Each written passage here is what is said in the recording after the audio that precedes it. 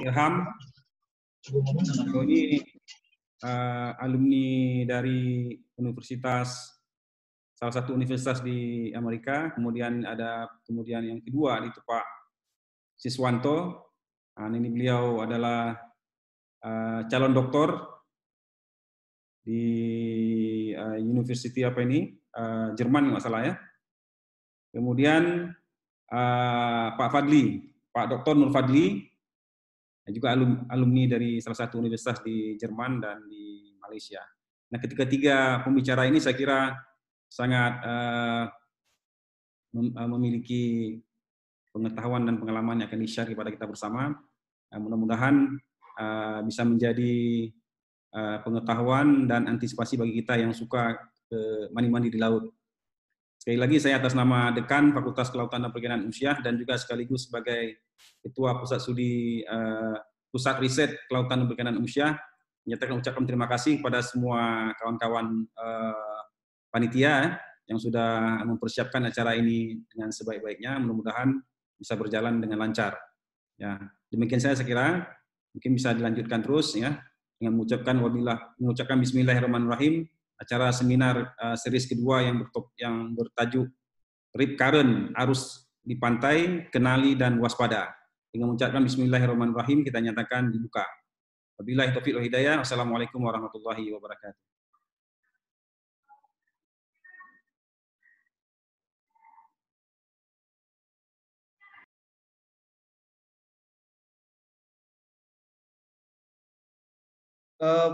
Baik ya, terima kasih Prof. Muklisin atas sambutan pembukaannya.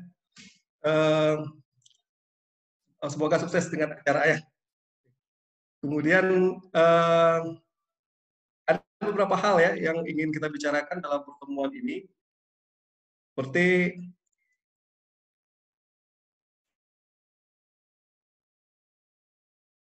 bagaimana sebenarnya pantai itu berpengaruh terhadap rip current, kemudian juga bagaimana musim ya, fenomena meteorologis seperti angin ya, baik yang terjadi musiman maupun lokal.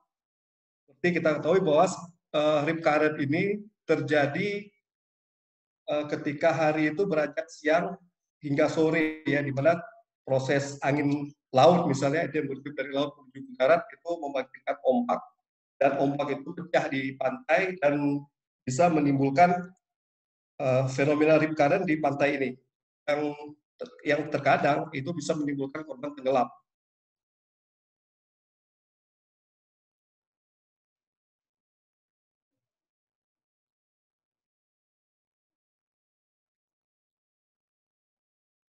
Untuk mempersingkat waktu, kita coba dengan penjelasan dari Bapak Muhammad Irham yang telah bergabung dengan kita di sini. Saya coba bacakan riwayat pendidikan beliau. Beliau menempuh sarjana fisika di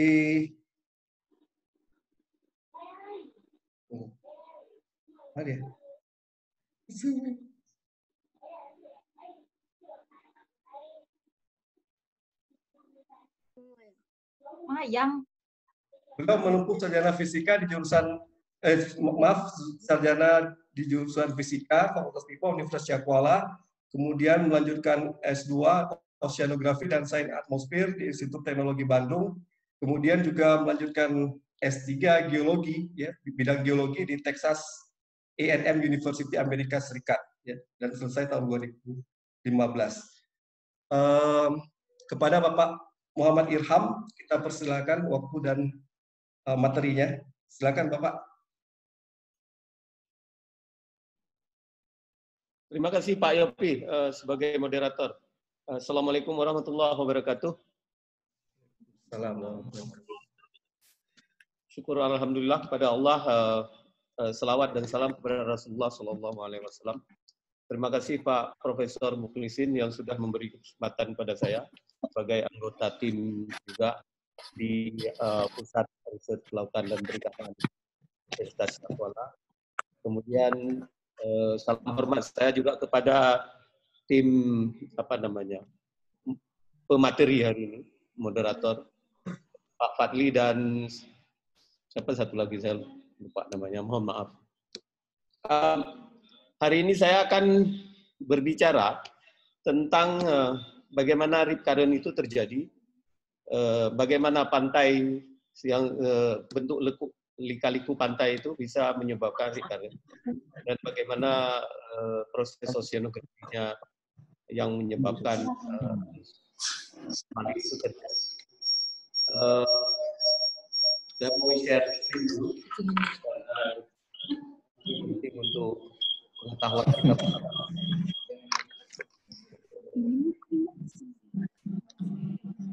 Ya, jadi tema saya hari ini adalah rip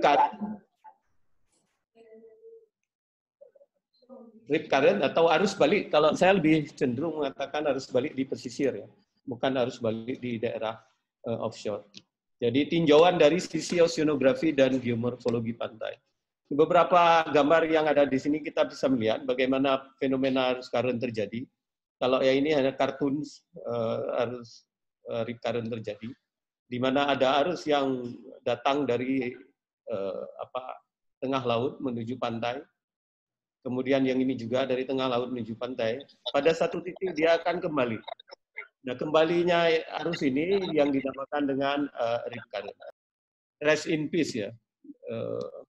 Arus yang mematikan sebenarnya. Jadi untuk bahasa indahnya di dalam oceanografi itu tidak mengatakan arus mati atau arus yang mematikan, tetapi mereka mengatakan dengan rest in peace. Dia rip itu rest in peace. Nah, kalau ada model juga bisa kita lihat, ini model orang. Kita bisa melihat bagaimana rip current terjadi, ya, dari pantai ke sini. Kemudian ada longshore current juga terjadi di sini. Nah, ini yang terakhir, yang ketiga, yang sebelah kanan itu adalah model penelitian yang saya lakukan dengan kawan-kawan di daerah pantai Lunga. Kita memodelkan dengan numerik bagaimana terjadi arus-arus di pesisir. Nah, ternyata apa yang kita modelkan kelihatan bahwa ada rip current di sini. Ini adalah daerah rip current. Jadi ada arus yang balik. Karena volume air yang menyatu ke sini, dia harus balik melalui saluran yang kecil. Jadi dan itu menyebabkan arusnya gede. Oke. Sekarang pertanyaannya itu apa rip current sebenarnya? Boleh dikatakan apa itu definisi rip current? Atau istilah rip current itu apa sih? Bukan begitu. Kebanyakan orang menyatakan bahwa rip current itu kembalinya massa air yang terangkut dari laut terbuka ke pantai. Bagaimana massa air itu diangkut? Diangkut oleh gelombang pecah. Jadi ada gelombang, terus gelombang menyusur pantai. Pada satu ketika 78% dari ketinggian air dibandingkan dengan kedalaman perairan itu akan melimpahkan air. Dia tidak stabil lagi. Jadi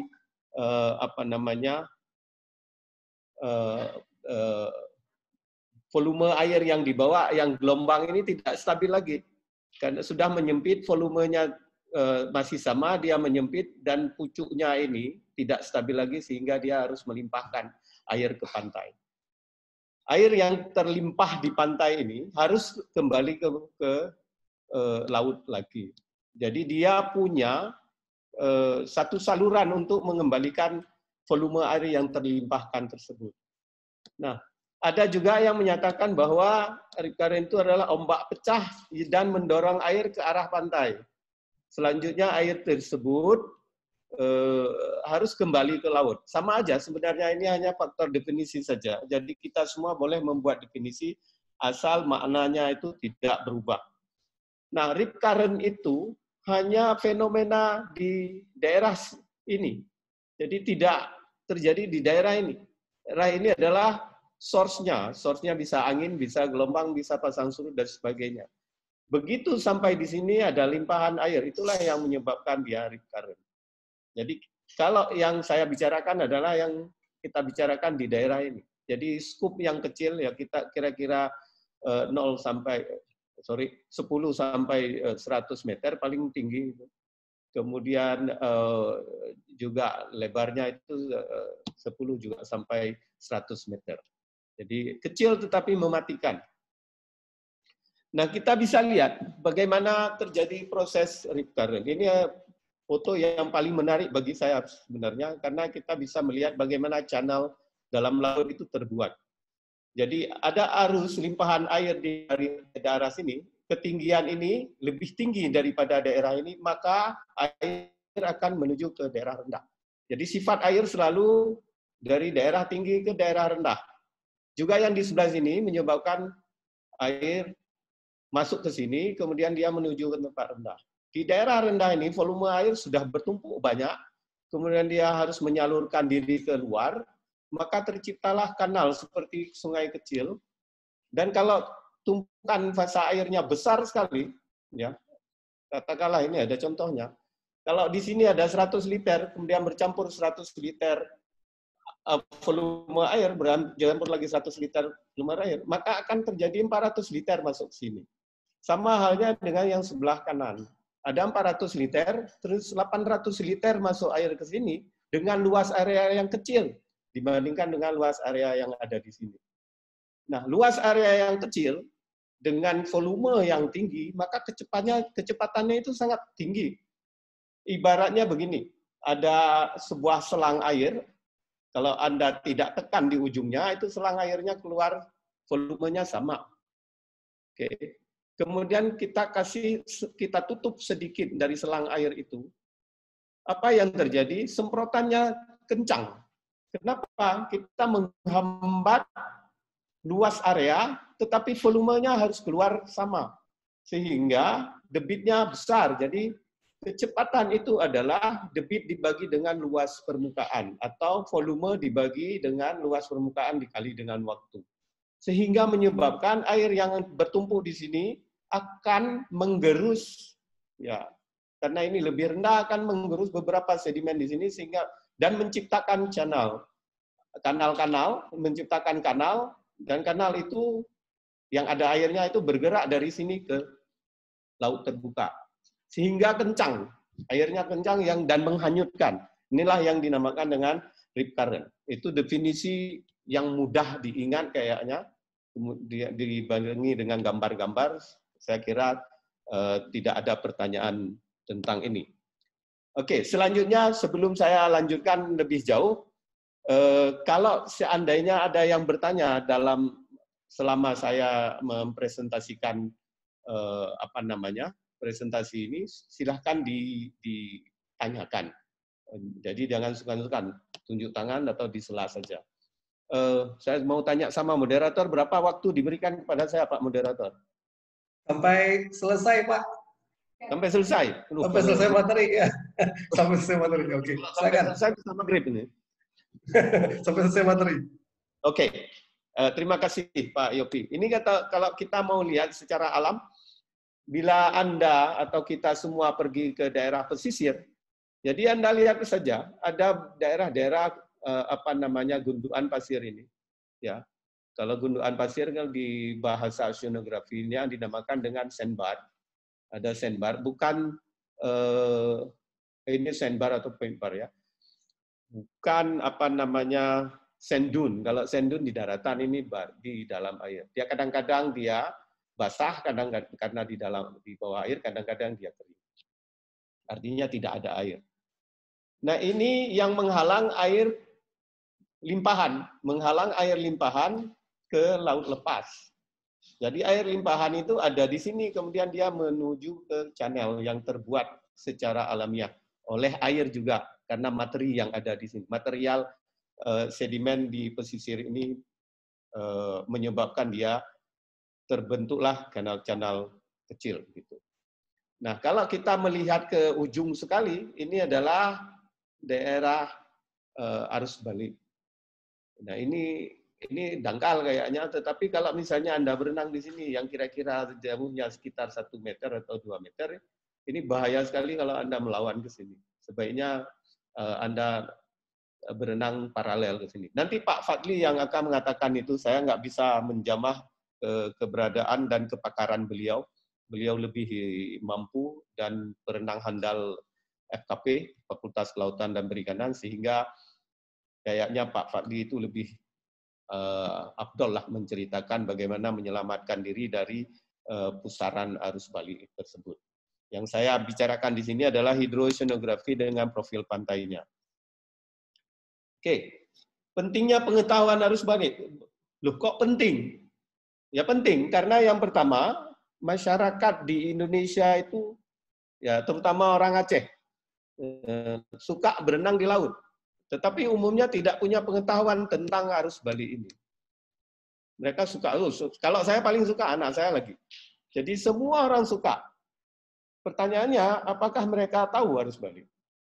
Mereka hanya tahu kalau misalnya orang-orang dulu itu, orang-orang kampung saya itu mengatakan balung bili, atau balung bili itu artinya apa namanya, gulung tikar gitu. Jadi seolah-olah ada jin di laut. Padahal sebenarnya alami saja. Oke. Yang kedua adalah tidak ada badan pemerintah yang berwenang untuk menangani keamanan pantai. Kalau kita ke luar negeri, setiap pantai itu ada guard-nya. Jadi ada penjaga pantainya. Di kita nggak ada penjaga pantai, yang ada penjaga warung di dekat pantai. Beda. Oke. Kemudian apa yang terjadi seperti Pak Yopi katakan tadi, bahwa frekuensi tingkat tenggelam di Aceh dan di Indonesia itu tinggi.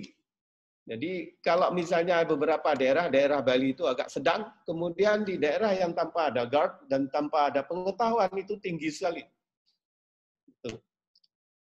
Yang keempat adalah tidak ada papan petunjuk atau rambu-rambu keselamatan air atau keselamatan berenang di pantai.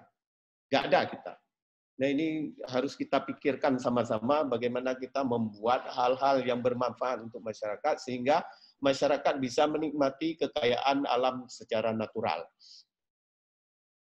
Kemudian yang kelima adalah rendahnya kesadaran akan keamanan perairan. Kita nggak sadar dan kita nggak mengabaikan keamanan perairan. Kadang-kadang kita bermain-main di pantai tanpa melihat adanya keamanan yang bisa mengancam nyawa kita. Terakhir adalah kemampuan berenang tidak mencukupi. Saya kira audiens yang ada di sini ya beda dengan yang lain. Ini bukan yang saya bicarakan, bukan yang ada di sini. Yang ada di sini mungkin 100% bisa berenang. Apa yang terjadi? Data menunjukkan bahwa di Aceh, yang merupakan syariat Islam, yang berenang adalah salah satu syariat, tetapi tidak memanfaatkan syariat itu. Jadi 8 dari 10 orang tidak bisa berenang. Jadi ada 10 orang yang bisa berenang itu hanya 2 orang, 8-nya nggak bisa berenang. Itu di Aceh. Saya nggak tahu mungkin di daerah yang lain. Oke, silakan. Ada yang bertanya, silakan. Silakan aja kalau ada yang bertanya. Silakan aja. Halo. Halo.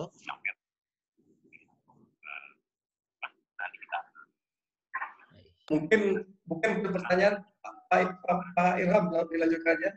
Oke. Saya ingin menyatakan bahwa ini adalah dinamika oceanografi di pantai. Kalau kita melihat pantai, ini kartun pantai, ada coastal current, jadi arus pesisir namanya. Jadi ada ini coastal current. Kemudian ada longshore current, arus sejajar pantai. Dia begitu lika-liku pantai, dia menyusuri pantai, arus sejajar pantai. Ya. Kemudian ada arus yang menuju pantai itu akibat adanya pergerakan dari angin dan gelombang. Ya. Jadi apa yang membuat fenomena rip current di sini hanya ada 2 sebenarnya. Itu kalau misalnya ada angin dan sebagainya itu di luar pengetahuan saya karena itu nanti ada hubungannya dengan atmosfer. Jadi gelombang itu banyak sekali dipengaruhi oleh angin di permukaan. Nah, gelombang itu gelombang pecah menghempas sejumlah volume air, massa air ke dalam pantai. Yang dinamika oceanografi yang satu lagi adalah pasang surut. Nah, kedua dinamika ini, gelombang dan pasang surut, nantinya akan menghasilkan arus-arus. Nah, ada arus yang sejajar pantai, kemudian ada arus balik yang dinamakan dengan rip current. Oke. Nah, kemudian nanti ada rip feeder karena dia mengumpan rip ini. Jadi ada rip feeder seperti itu tergantung kepada bagaimana bentuk pantai yang terjadi di daerah yang dimaksud. Nah, kita melihat ada gelombang pecah. Kenapa gelombang pecah seperti yang saya katakan tadi? Bahwa ketidakstabilan dari menjaga volume air yang bergerak. Jadi ada volume air, kemudian dia menghadapi kemiringan pantai, dia tidak stabil lagi, ya karena dorongan energi yang kuat. Kemudian dia membuat, karena volume harus dipertahankan, volume yang tidak bisa dipertahankan karena sudah melancip, akhirnya tidak stabil. Kalau dia tidak stabil, maka terhempas, patah kalau menurut kita. Teman, karena air nggak pernah ada patah. Jadi kalau misalnya di daerah material yang lebih yang padat dinamakan dengan patah. Patah ini adalah hempasan air yang dinamakan dengan gelombang pecah. Nah, gelombang pecah ini nanti dia menyusuri, dia terhantam ke pantai. Nanti volume air yang masuk sini harus kembali ke laut lepas untuk menstabilkan air. Jadi, nah apa beda gelombang pecah di sini? Kalau daerah yang lebih steep, yang lebih miring, dia volume air yang dihempaskan lebih besar dibandingkan dengan yang lebih flat. Sama dengan pasang surut. Pasang surut itu kita katakan bahwa di pesisir itu agak flat lah, karena dia panjang gelombang yang sangat panjang dengan periodenya juga yang sangat lama. Sehingga dia tidak pernah pecah. Kenapa tidak pernah pecah? Kenapa enggak seperti gelombang pecah dia? Karena masih stabil. Masih stabil. Dia tidak pernah akan pecah, tidak pernah akan meruncing di atas dari volume air yang di bawah, karena dia panjang gelombangnya besar. Periodenya juga lama.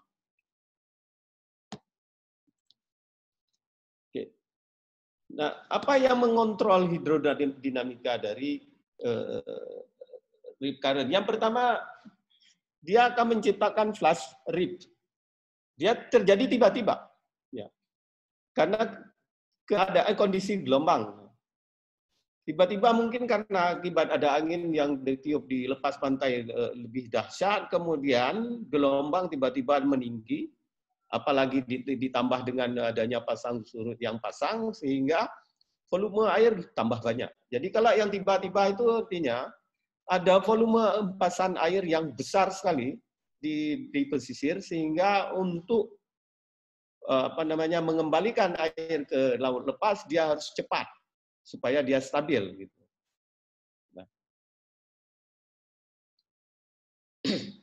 Nah, biasanya adalah dia terjadi karena gelombangnya cepat, gelombangnya tiba-tiba datang tinggi, kemudian umumnya kalau dia lebih tegak lurus, gelombang datang lebih tegak lurus, lebih besar massa airnya yang masuk. Tentunya kalau massa air yang masuk besar, yang keluar akan lebih besar lagi karena dalam satu channel. Ada juga yang dinamakan dengan fixed rip, ya. Nah, fix ini adalah di situ-situ terus terjadi. Dan bisa berjam-jam, bisa berbulan-bulan di daerah yang sama. Nah, biasanya fixed rip itu adalah akumulasi antara air pasang dan gelombang, akumulasi kedua-duanya. Kalau yang flash rip tadi lebih cenderung kepada gelombang doang. Nah, kemudian ada terakhir adalah permanent rip, ya. Ini karena profil pantainya begitu, ya, dia terus-terus harus balik di situ terus. Jadi seperti adanya sungai yang kecil di daerah pesisir. Atau yang permanen itu adalah kalau kita membuat struktur pantai di daerah-daerah yang kita lindungi misalnya, itu seperti jetty, groin, dan pemecah ombak itu akan terjadi rip yang permanen di daerah situ. Oleh karena itu, tugas kita ini adalah membuat rambu-rambu. Kita sudah tahu ini ada flash rip. ada fixed rip, ada permanent rip. Hanya kita belum tahu di mana daerah terjadi flash rip. Pak Irham, kayaknya ada yang partisipan kita nih, peserta ada yang tunjuk tangan nih. Yang apa? Halo. Ada peserta yang tunjuk tangan. Oke, silakan. Assalamualaikum. Ingin mengajukan pertanyaan mungkin, silakan. Halo, Assalamualaikum Pak Moderator. Ya, silakan. Ya, Waalaikumsalam. Waalaikumsalam. Palu. Ya. Pak Masyahoro dari Untat Palu. Ya, silakan Pak. Silakan. Oke, baik. Assalamualaikum warahmatullahi wabarakatuh. Selamat sore kami di sini Pak. Sudah mau jam 3 ini lewat di Indonesia Tengah ya. Pak Irham, bagus sekali ya pemaparannya, materinya Pak ya. Saya tertarik sekali masalah hidrodinamika untuk pantai kostal. Nah, perhitungan energi kalau dia gelombangnya sebelum sampai pada garis pantai kostal lain, itu kemudian melakukan pergerakan balik, itu yang disebut dengan arus balik atau gelombang balik.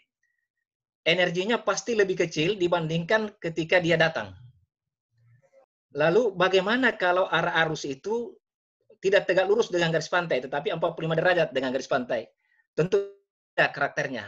Karena ini penting dalam hal sebaran nutrien di daerah pesisir, di mana kita ketahui daerah pesisir adalah daerah paling subur untuk kegiatan perikanan. Terima kasih banyak, Pak.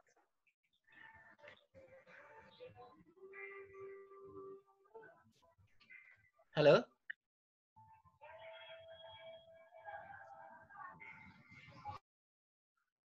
Halo? Putus lagi. Pak Irham sepertinya keluar Pak Yopi. Nggak sengaja keluar. Keluar ya? Ya, nanti sebentar. Jaringan kurang bagus, Pak Moderator. Pak Yopi masih di mute, Pak. Saya senang materinya, lihat ini. Bagus. Pak Yopi masih di mute, Pak.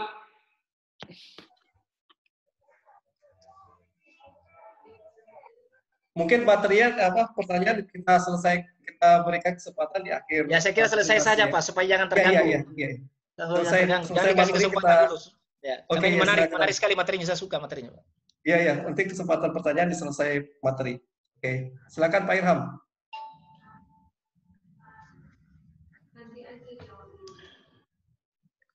Pak Irham, silakan.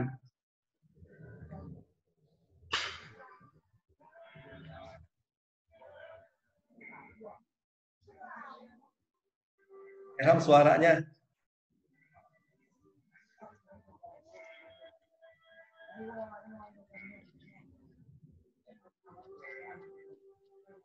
Halo, bisa didengar? Halo Pak Irham, silakan Pak Irham. Suaranya udah. Oke, terima kasih. Mohon maaf tadi agak terganggu dengan putusnya jaringan di daerah saya. Sekarang kita beranjak kepada geomorfologi pantai. Pertanyaannya adalah di daerah morfologi apa saja dari current terjadi. Kalau kita lihat zona-zona perairan, zona-zona pesisir ini, bahwa daerah RIP itu adalah daerah subareal beach dengan soft zone. Kalau kita mau buka lebih kecil lagi, daerah swash dan daerah wave breaking sebenarnya. Jadi daerah-daerah inilah yang menyebabkan rip current itu terjadi. Oke, kita lihat contoh yang ini. Ini adalah contoh. Ini adalah subareal beach, daerah swash. Kemudian ini adalah soft zone. Kita bisa melihat bahwa daerah inilah yang menyebabkan arus rip. Ya. Nah, kalau misalnya kita lihat pantai ini, ada terjadi 1, 2, 3, 4, 5, 6, 7 rip terjadi. Kalau kita ingin melihat dengan ini. Sebenarnya fenomena rip ini secara kasat mata bisa dilihat. Tapi nanti akan kita menuju ke sana. Bahwa secara geomorfologi, morfologi pantai yang harus kita lihat adalah daerah surf dengan daerah subareal beach. Itu saja yang kita lihat. Nanti akan ada lagi materi pantainya dan slope pantainya. Nah, ini kita bisa lihat bahwa daerah-daerah palung ini adalah daerah-daerah channel yang dibuat oleh air, daerah-daerah gerusan pasir, daerah-daerah transport sedimen, daerah-daerah sedimen yang terbawa oleh arus. Kenapa dia dibawa oleh arus? Karena dia adanya volume air yang masuk ke sini, kemudian membentuk channel, dari channel inilah sedimen itu terbawa. Nah, dia tidak hanya membawa sedimen, dia juga membawa arus yang kencang. Kalau ada manusia yang mandi di sini, maka akan terbawa juga. Tidak hanya sedimen yang terbawa, manusia juga terbawa. Sepandai pun kita berenang, kalau terjebak di dalam arus ini, jangan sekali-kali melawan. Oke. Nah, RIP tidak bisa terjadi sendiri karena dinamika hidrooceanografi. Tetapi juga harus dikombinasikan atau dibarengi dengan kondisi morfologi pantai. Jadi ada morfologi pantai, tidak ada kondisi hidrodinamika juga nggak akan terjadi RIP. Ada hidrodinamika oceanografi, tidak kita melihat geomorfologi pantai juga nggak bisa kita memprediksi RIP. Gitu. Jadi kedua-duanya saling berhubungan. Jadi ada wave breaking, karena wave breaking itu menyebabkan ada limpahan volume dan massa air, kemudian ada morfologi. Offshore, nearshore, gate boundaries, dan sebagainya, itu kombinasi keduanya maka menciptakan arus-arus balik. Ya. Nah, nanti dari sini akan kita lihat beberapa tipe-tipe arus balik. Nah, apa geomorfologi yang sangat berpengaruh kepada RIP current itu? Yang pertama adalah kemiringan pantai. Apakah pantai itu landai? Apakah pantai itu curam? Itu yang pertama. Yang kedua adalah batimetri. Bagaimana bentuk batimetri atau topografi bawah laut di daerah pesisir tersebut. Kemudian struktur pantainya. Kemudian yang terakhir adalah material pantai. Nah, catatan di sini adalah arus RIP mempengaruhi morfologi garis pantai dan penting untuk mengangkut sedimen lepas pantai. Seperti yang saya ceritakan tadi. Dia tidak hanya mengangkut sedimen, juga mengangkut manusia kalau misalnya berenang di situ. Secara umum, kecepatan RIP meningkat ketika level air atau elevasi pasang surut menurun. Kecepatan RIP saat ini juga bisa meningkat dengan meningkatnya ketinggian gelombang. Itu catatan yang harus kita lihat. Nah, kemudian ada structure control. Artinya ada kontrol yang diakibatkan oleh antropogenik atau oleh tingkah laku manusia atau oleh manusia yang membuat struktur di daerah pantai. Pantai dengan groin biasanya arus balik terjadi di ujung groin. Ini ada contoh nih. Tergantung sudut datang gelombang. Kalau sudut datang gelombang di sini, dia akan menggerus daerah ini, kemudian akan menumpuk sedimen di daerah ini. Gerusan di daerah ini diakibatkan oleh arus balik. Arus balik yang paling kencang adalah di kepalanya groin ini. Kemudian semakin besar slope pantai, semakin besar terbentuk RIP.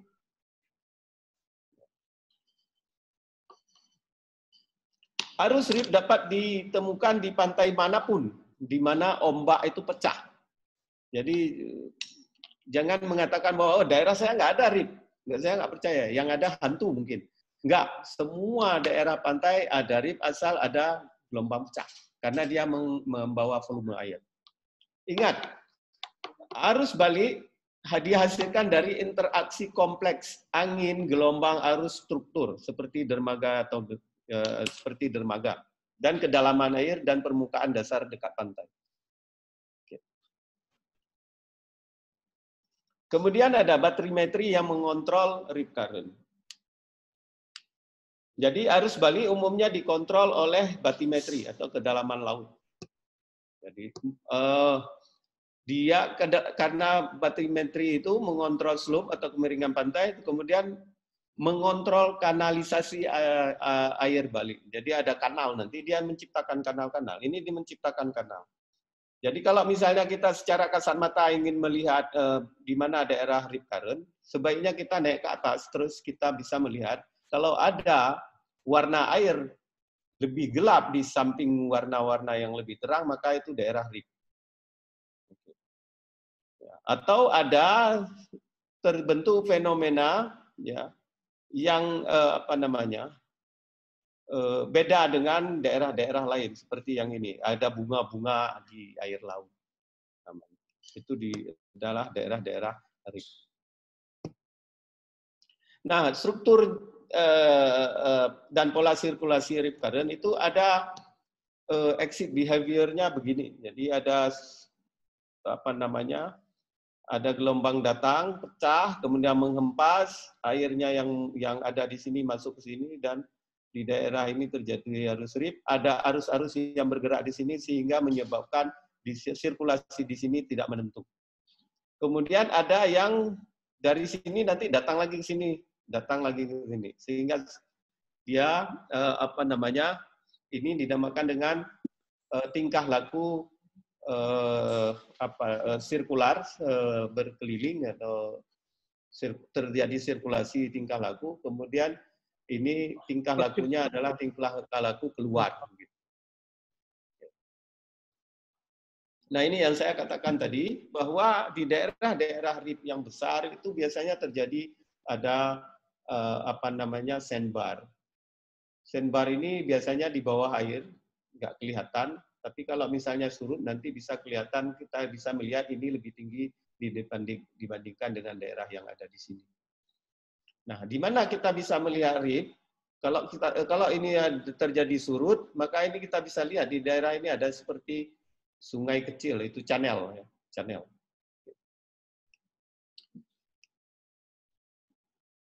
Nah, dua hal yang perlu diketahui supaya pengamanan diri kita sendiri, pengamanan keluarga, pengamanan saudara kita, dan orang-orang lain yang kita cintai. Yang pertama, bagaimana cara mengenal arus balik? Melihat dari kasat mata. Yang kedua, apa yang harus dilakukan jika Anda terjebak di area yang terjadinya arus balik? Nah, ini urusannya Pak Fadli, jadi saya nggak akan menceritakan yang kedua ini. Yang saya ceritakan adalah yang pertama. Ini mengenali arus balik dengan kasat mata.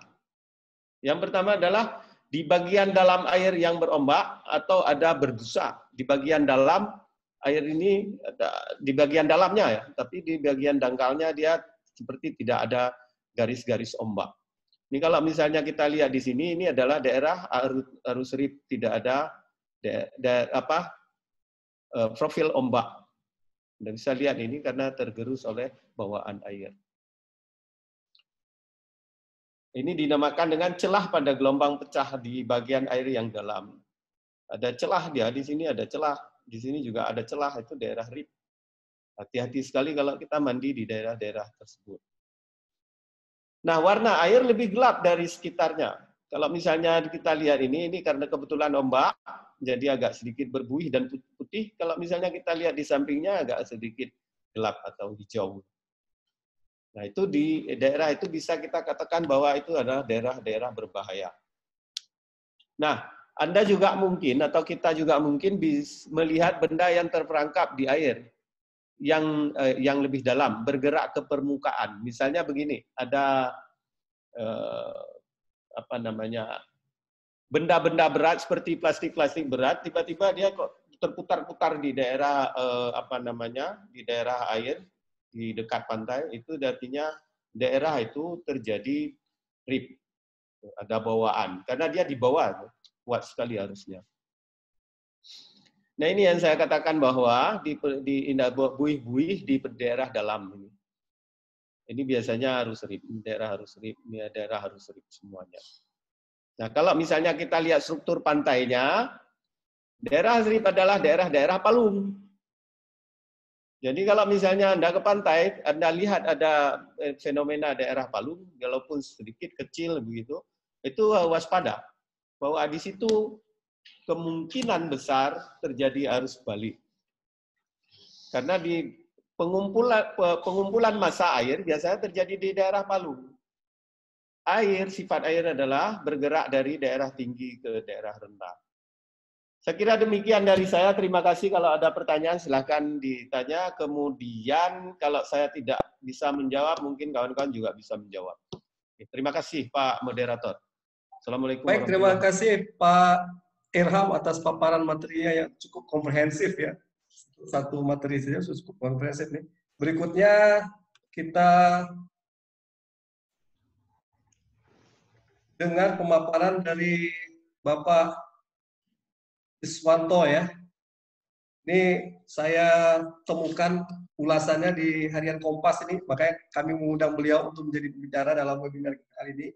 Ya, Bapak Iswanto ini menyelesaikan diploma di Akademi Meteorologi dan Geofisika, kemudian sarjana fisika di Universitas Indonesia, kemudian S2 di Swiss, Universitas Bern, dan S3 sekarang di Belanda ya, Amsterdam. Ohadet menir. Silakan kepada Bapak Siswanto ini untuk memberikan materi. Ya, terima kasih Pak Moderator, Pak Yopi. Assalamualaikum warahmatullahi wabarakatuh. Waalaikumsalam warahmatullahi. Yang kami hormati Pak Asosiat Profesor Pak Irham, kemudian Mas Fadli, dan juga para peserta webinar pada kesempatan siang ini. Izinkan perkenalkan saya Siswanto dari Pusat Layanan Informasi Iklim Terapan BMKG yang sebelum di posisi ini berada di Pusat Meteorologi Maritim. Izinkan saya share screen. Ini nanti yang tadi sudah dijelaskan oleh Pak Prof. Irham, mungkin nanti akan saya lewati saja.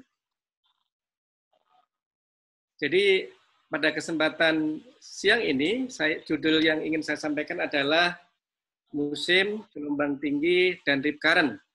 Ini kebetulan saya dibantu dalam penyiapan data-datanya oleh Mas Bayu Edo dari Pusat Meteorologi Maritim. Ini kemarin saya sempat menawarkan ke Pak Yopi untuk, karena saya sudah pindah pusat, sebaiknya dari Pusat Meteorologi Maritim aja. Cuma teman-teman setelah saya kontak, katanya mempersilahkan Pak Sis aja lah gitu. Sama aja dulunya juga dari Maritim gitu. Nah, setelah dikasih kesempatan itu, kemudian saya mencari-cari ini apa yang harus dimulai. Karena BMKG sendiri untuk informasi gelombangnya sebenarnya dari resolusi tidak bisa mencakup fenomena rip current ini ya, karena terlalu kecil, hanya sekitar 25 atau 30 wide-nya. Cuma dari kalau kita search di Google Engine gitu, ternyata kasus-kasus terseret arus ini lumayan banyak. Kemudian di Aceh sendiri bulan April yang lalu ada kasus di Tanjung Harapan di Kecamatan Meukek ya, di Aceh Selatan. Itu ada seorang gadis meninggal. Kalau nggak salah posisinya di sini, mungkin saya salah juga posisinya ini.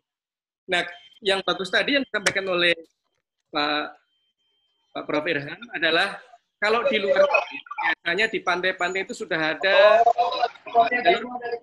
jalur atau informasi yang memperingatkan kepada pengunjung pantai untuk berhati-hati, dan sudah dijelaskan bagaimana cara untuk escape kalau terjebak di dalam arus ini begitu ya. Nah, masalahnya adalah tidak semua orang, sebagaimana tadi disampaikan oleh Pak Prof, bahwasannya orang itu memahami arus ini, mengenali, dan juga dengan kasat mata bisa segera melakukan antisipasi kalau misalkan melihat di sekitarnya buih, kemudian ada arus, laut yang bersih, kemudian di situ ada misalnya botol-botol yang terseret ke tengah begitu ya, seperti itu. Nah, ini nanti cakupan yang ingin saya sampaikan sedikit, saya hanya punya 10 slide, barangkali nanti bisa lebih efektif waktunya.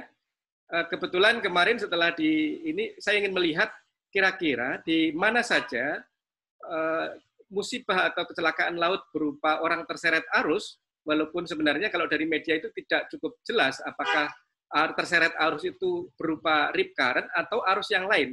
Hanya saja asumsi saya nanti adalah semuanya saya asumsikan sebagai rip current. Kemudian saya akan berbicara tentang musim dan gelombang tinggi, dan bagaimana mengidentifikasi tadi sudah sebenarnya disampaikan juga oleh Pak Prof. ya.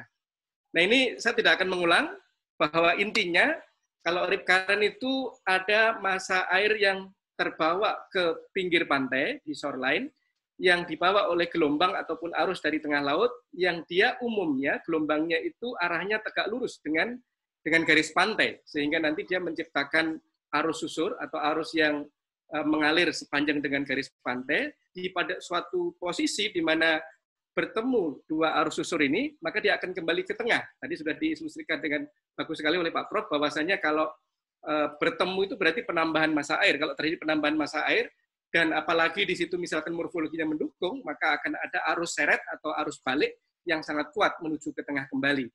Nah ini setiap kali BMKG menyampaikan informasi gelombang tinggi, biasanya juga disertai dengan himbauan, seperti himbauan Pak Deputi Meteorologi pada kesempatan beberapa tahun lalu, itu ketika gelombang tinggi umumnya kasus-kasus rip current ini, kasus orang terseret atau kecelakaan musibah pantai ini juga banyak. Begitu. Nanti saya tunjukkan penelusuran kami terhadap data-data yang kami dapatkan dari media. Gitu ya.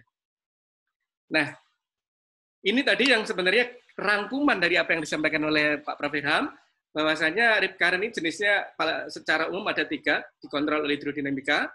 Nanti ada arus pecah kilat, ya. Ada arus pecah akibat shear instability rips gitu ya. Kemudian ada yang dikontrol oleh batimetrik, tadi sudah dijelaskan.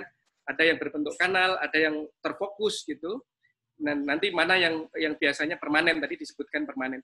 Kemudian ada juga karena kalau saya klasifikasi menjadi 3, ada antropogenis gitu ya, karena ada buatan yang dibuat oleh manusia.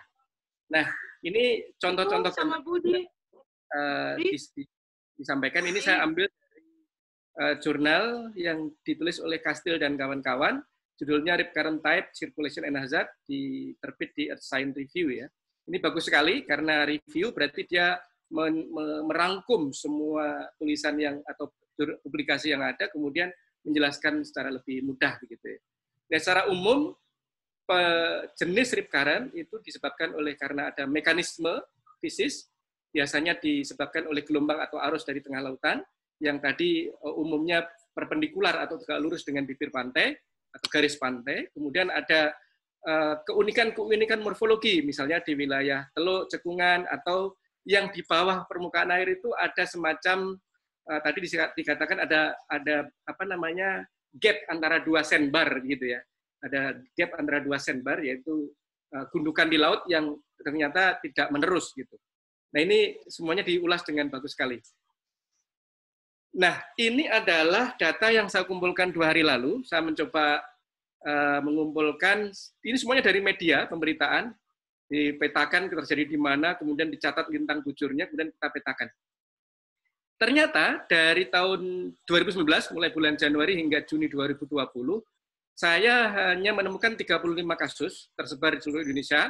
Tapi yang menarik adalah yang paling banyak itu adalah di selatan Pulau Jawa, ya, pesisir selatan Pulau Jawa, Bali, kemudian pantai barat Aceh, walaupun ada juga satu yang ada di pantai timur Aceh ya. Kemudian ada satu kejadian di Papua. Jadi totalnya 35. Di sini karena kecil-kecil tulisannya tidak terbaca, barangkali lokasinya semuanya tercatat di sini. Nah, yang lingkaran berapa korban yang meninggal itu ditunjukkan oleh besarnya poin ini ya, seperti itu. Nah, untuk kejadiannya menunjukkan warna, karena menunjukkan kapan bulan terjadinya. Sebagian terjadi di musim mulai bulan Mei hingga Agustus. Ya, mulai bulan Mei hingga Agustus paling besar ya. Jadi warnanya merah, kemudian mulai ungu hingga lembayung itu. Seperti itu. Nah, kalau kita kumpulkan datanya, kemudian kita buat histogram, maka di situ tampak bahwa memang di bulan Juni dan Juli itu merupakan bulan di mana kasus orang terseret arus ini paling banyak. Seperti itu. Nah, bagi kita yang terutama yang di wilayah pesisir barat Sumatera hingga pesisir selatan Jawa hingga Nusa Tenggara ini, Juni-Juli merupakan periode di mana terjadi penguatan sirkulasi angin monsun Australia atau angin timuran yang kita kenal, dan umumnya di BMKG sudah dikenali bahwa ini merupakan kalau di wilayah Samudra Hindia sini dan selatan Indonesia ya, merupakan periode di mana puncak gelombang tinggi. Itu. Nah, bagaimana kemudian gelombang tinggi ini secara klimatologis gitu ya? Ini kita ambilkan 1% tertinggi dari significant wave. Saya tidak mengambil maximum wave. Kita mendapati memang pada bulan-bulan tadi yang saya sebutkan, mulai bulan Mei ya, sampai kemudian September itu di sini masih menguat. Nah, nanti bergantian, mulai misalkan di Timur Aceh itu di bulan Juni Juli, kemudian nanti di bulan setelahnya Juni hingga September itu di selatan Jawa begitu ya. Nah, ini adalah kejadian gelombang signifikan yang tingginya 2,5 meter. Kalau warnanya merah berarti peluangnya tinggi sekali, 95% percentile gitu ya. Nah, ini kita mendapat bahwa di bulan tertentu tadi, terutama pada saat penguatan angin timuran musim kemarau gitu, itu di pesisir selatan Jawa dan timur Aceh itu memang terjadi penguatan gelombang ya. Dan ini adalah klimatologisnya yang bawah. Ya, kalau kita perhatikan yang bawah itu adalah persentase dari Januari hingga Desember itu berapa persen yang gelombang itu tinggi peluangnya gitu. Nah, saya coba ambil satu poin, ini time series tinggi gelombang, maksimum dan signifikan. Saya coba menjawab pertanyaan, mungkin nanti saya tanyakan juga kepada Prof. Irham, kira-kira kalau misalnya gelombang ini ada indikasi trennya meningkat, gitu, artinya ketinggian gelombang itu ternyata ada tren positif meningkat, entah karena penguatan angin atau karena pola atau perubahan iklim, kita tidak tahu. Apakah juga menyebabkan semakin intensnya atau semakin frekuensinya kejadian laka atau kecelakaan laut di pantai ini yang berupa arus balik. Nah, kalau kita perhatikan time series, yang bawah yang warna biru adalah gelombang signifikan, yang warna merah adalah gelombang maksimum. Itu kita mendapati sebenarnya tidak ada tren yang cukup signifikan kalau kita lihat rata-ratanya ya. Di situ gelombang itu berfluktuasi. Biasanya menguat ini di musim tadi ya, bulan-bulan ketika penguatan angin timuran. Ini di Aceh juga menunjukkan demikian, di sekitar Juni-Juli begitu, maksimum paling tinggi, batas atas itu. Nah, kalau rata-ratanya sih sebenarnya tidak ditemukan tren, apalagi gelombang signifikan. Akan tetapi kalau kita melihat di batas atas atau tinggi gelombang maksimumnya di bulan Juni-Juli itu, kita mendapati sejak tahun 2010 itu ada semacam tren positif. Nah, kita tidak tahu apakah ini kan data dari 96 sampai 2017. Perlu dikaji lebih jauh apakah ini hanya bagian daripada variabilitas iklim, artinya berada dalam ring variabilitasnya, bukan karena perubahan iklim, atau karena memang ada tren positif yang diakibatkan oleh perubahan iklim. Nah, ini perlu uji signifikansi, kemudian perlu data yang lebih panjang. Sayangnya di BMKG kami baru mencatat cukup rapi catatan gelombang ini dari tahun 96 hingga tahun 2017 itu. Nah, bagaimana relasi gelombang dan rip current? Ini nanti saya paparkan coba dua kasus. Satu adalah dari observasi, dari pengamatan langsung di lautan menggunakan alat-alat ADCP, kemudian menggunakan wave recorder, kemudian menggunakan beberapa alat oceanografi ya yang dilakukan oleh teman LIPI.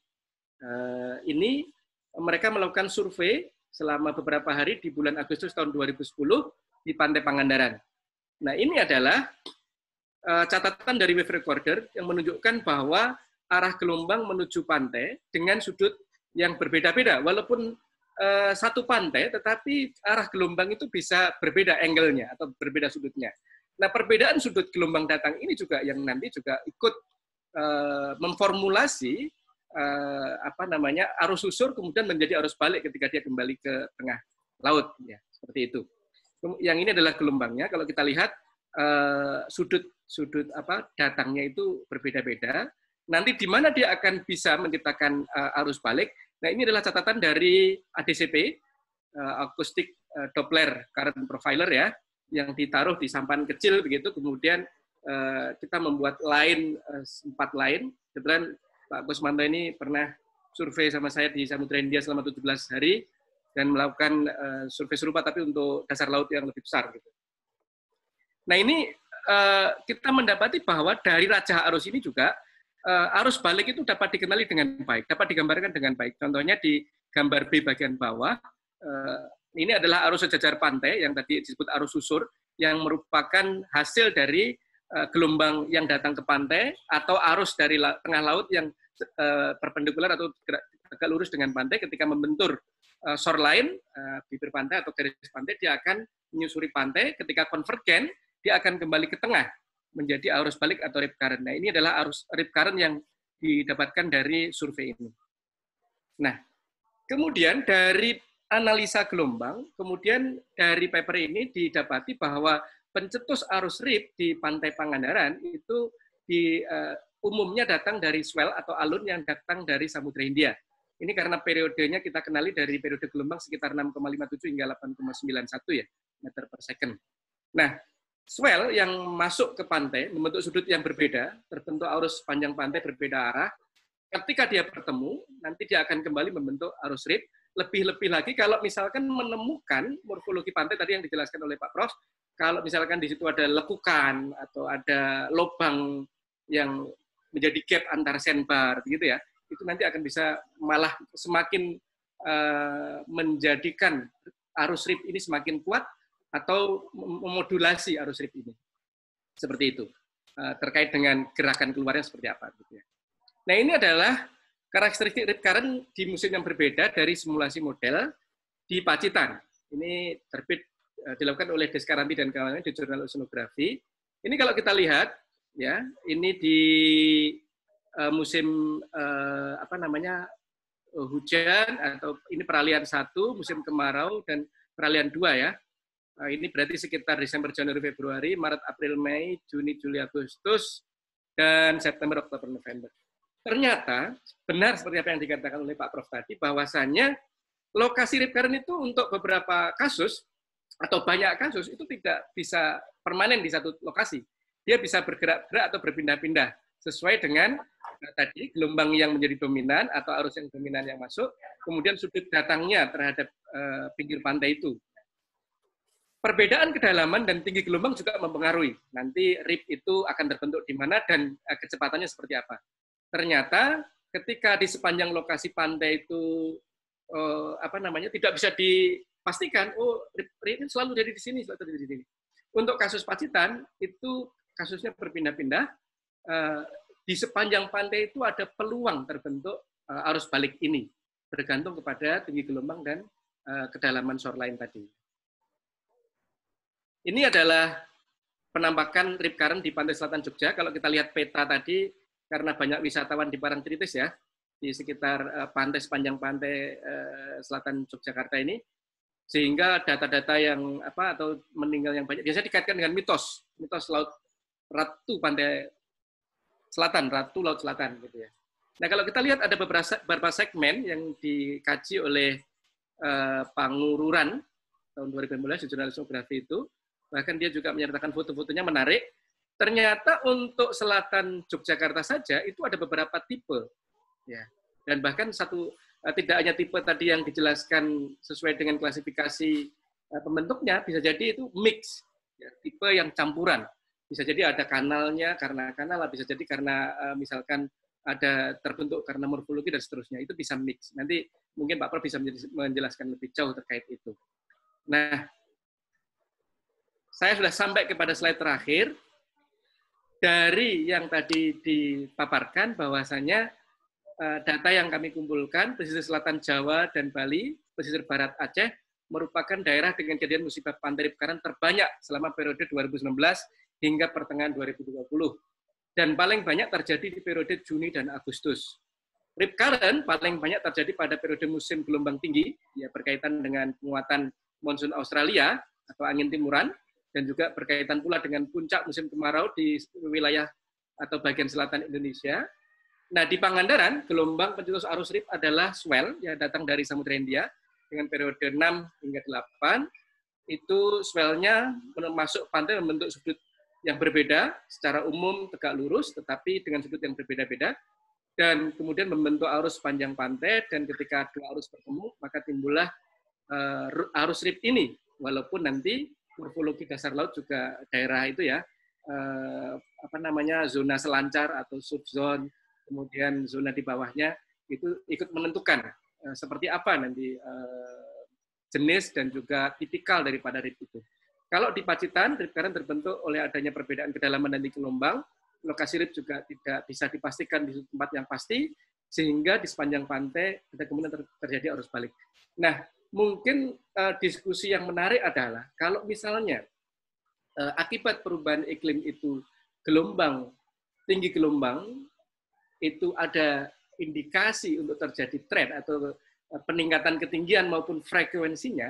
Nah, apakah kemudian kejadian rip current ini juga akan memiliki respon yang seirama dengan peningkatan tinggi gelombang itu? Artinya, apakah akan semakin frekuensif kejadian rip current atau rip current-nya akan semakin kuat? Nah, ini menarik untuk dikaji lebih lanjut dengan penelitian-penelitian berikutnya. Demikian yang bisa saya sampaikan. Terima kasih sekali Pak Moderator. Nanti selepas ini bagaimana cara kita keluar. Untungnya rumah saya jauh dari pantai, jadi tidak sering-sering mandi di pantai atau berenang di pantai. Walaupun saya hobi juga berenang gitu, Pak Prof. Tapi tidak seperti Pak Yopi yang rumahnya dekat sekali dengan laut gitu ya. Demikian, terima kasih. Assalamualaikum warahmatullahi wabarakatuh. Waalaikumsalam warahmatullahi wabarakatuh. Menarik sekali nih, kita tunggu kolaborasinya nih antara universitas dengan BMKG untuk penelitian perubahan iklim terkait rip current. Berikutnya terkait mitigasi akan disampaikan oleh Bapak Nur Fadli, ya. Beliau menyelesaikan S1 di IPB, Ilmu dan Teknologi Kelautan, S2 di ISATEK, Universitas Bremen, Jerman, dan S3 bidang biologi akuatik, Universitas Sains Malaysia. Beliau juga dosen media Islam di Fakultas Kelautan dan Perikanan Usia. Silakan Pak Nur Fadli.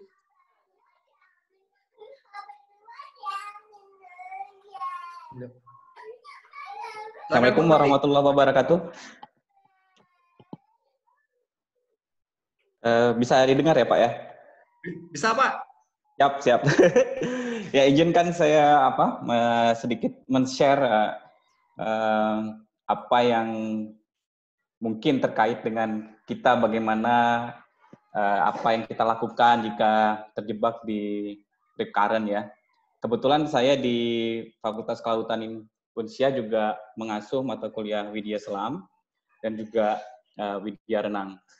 Tapi memang pengalaman ya, terus terang saya belum pernah mengalami ya terjebak di rip current ya, tapi mudah-mudahan jangan. Jadi ini yang mungkin saya sampaikan lebih ke teori ya.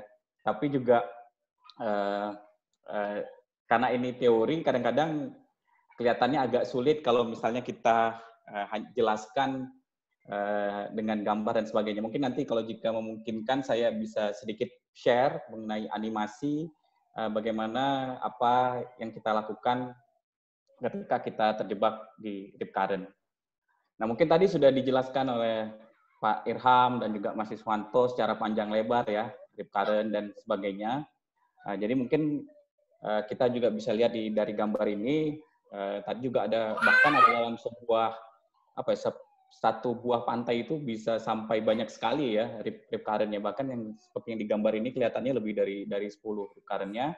Sedangkan yang digambar bawah ini ada yang berwarna hijau, ini sebenarnya rip current itu tidak berwarna seperti itu ya, tapi ini gambar ini adalah sebuah penelitian yang dilakukan oleh NOAA di Amerika. Mereka menebarkan cairan yang berbeda warna untuk mendeteksi atau untuk melihat arah arus atau arah rip current ini. Nah, mungkin saya nggak tahu di Indonesia apakah sudah pernah ada kajian-kajian seperti itu. Mungkin ini juga teman-teman di labnya Pak Yopi bisa melakukan ini ya, penelitian yang secara langsung mungkin menggunakan air yang berbeda warna, cairan berwarna, sehingga kita bisa langsung melihat kemana arus ini meninggalkan pantai. Ya, jadi kalau misalnya secara gampangnya tadi juga sudah dijelaskan oleh Pak Irham ya, Jadi sebenarnya akan lebih mudah untuk kita melihat rip current ini dari tempat yang lebih tinggi ya. Terus biasanya itu ditandai di mana gelombangnya tidak pecah. Jadi misalnya kalau kita lihat di gambar ini, ya kan, ini ada bagian di mana pertama warna perairannya relatif lebih gelap ya, terus juga tidak pecah atau tidak ada gelombang pecah, sehingga agak berbeda dengan gelombang yang ada di keduanya atau di samping kanan kirinya ya. Jadi inilah yang ciri mudahnya untuk kita melihat ada rip current di suatu daerah. Nah, ini mungkin kita langsung saja apa saja yang bisa kita lakukan jika terjebak di rip current. Nah, mungkin yang pertama itu jangan panik ya. Biasanya ini yang panik ini yang membuat kita apa ya? Tidak bisa berpikir dengan jernih apa-apa saja yang bisa kita lakukan. Dan biasanya juga kalau dalam dunia menyelam itu kan, kalau kita misalnya menyelam ya menggunakan scuba itu ya dengan tabung ya, biasanya kita bisa menyelam dalam 1 sampai 1,5 jam dengan satu tabung. Tetapi itu jika panik itu kita bisa menghabiskan oksigen itu dalam 5 menit. Jadi apa ya, konsumsi oksigen itu akan sangat tinggi sekali pada saat kita panik. Nah, ada beberapa tips yang dibagikan oleh NOAA menghadapi atau terjebak di dalam rip current. Yang pertama itu kita bisa berenang ke kiri atau ke kanan dari arah arus tersebut. Jadi misalnya ini kan arusnya kan tegak lurus ya dari pantai ya. Itu kita bisa berenang ke kanan atau ke kiri. Ini memang agak susah kita bayangin, nanti saya coba putarkan animasinya bagaimana kita bisa berenang ke arah kanan dan kiri ini. Yang penting kita berusaha meninggalkan arus yang menarik kita ke arah laut. Yang kedua mungkin juga ketika kita terjebak di current, itu kita bisa berenang atau membiarkan diri hanyut mengikuti arus. Jadi jika misalnya kita berenang di kawasan ini ya, itu kita bisa saja menghanyutkan diri mengikuti arus laut itu, atau rip current itu membawa kita ke arah laut ya. Jangan dilawan, karena biasanya rip current ini dia tidak menenggelamkan dia hanya membawa kita menjauhi pantai ya. Jadi kita tidak akan tenggelam, jadi kita akan terbawa ke arah lepas pantai. Tapi dia ada batasnya juga, jadi tidak, mungkin saya nggak tahu, mungkin apakah tapi yang saya pahami kita bisa terbawa sejauh 50 sampai 100 meter dari pantai. Dan ini yang sebenarnya membuat kita panik ya. Nah, setelah kita sudah terlepas dari arus itu, kita bisa berenang ke kanan lagi atau ke kiri lagi, meninggalkan arus yang membawa kita ke arah laut. Nah, mungkin yang selanjutnya ya, yang ketika kita di dalam air juga, misalnya ketika kita sudah terjebak, itu sebaiknya kita juga mengangkat tangan lah ke permukaan air ya, sebagai tanda minta tolong. Jadi orang-orang yang ada di pinggir laut itu bisa mengetahui bahwa kondisi kita saat itu sedang dalam meminta pertolongan atau terjebak di arus. Nah, tadi saya katakan tadi kelihatannya agak sulit kalau cerita dengan gambar. Saya ada animasi, saya nggak tahu, mudah-mudahan ini bisa dilihat oleh kawan-kawan semua. Di share screen aja, Pak.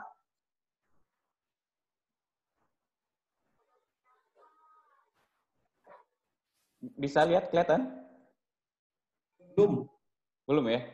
Belum, ya. Oke, sebentar, saya share sekali lagi. Kelihatan? Ya, sudah kelihatan. Jalan ya? Oke, jalan. Ya, oke. Jadi kan kalau kita lihat dari sini, arusnya meninggalkan pantai ya. Terus bagaimana tadi bagaimana yang berenang ke kanan, ke kiri, dan ke bawah? Nah, ini.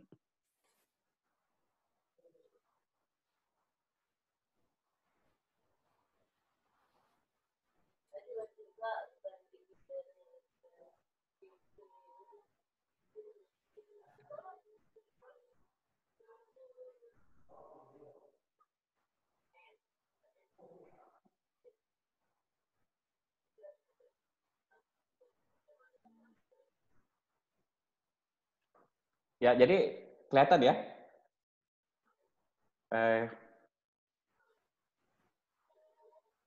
Jadi kita memang disarankan untuk tidak berenang di melawan arus ya. Nah, mungkin saya juga berbagi tips lah kalau kita pergi berenang di pantai ya. Karena kita tahu orang Indonesia itu terutama ya juga saya juga dengan keluarga juga kalau misalnya ada waktu di hari Minggu juga pergi ke pantai ya.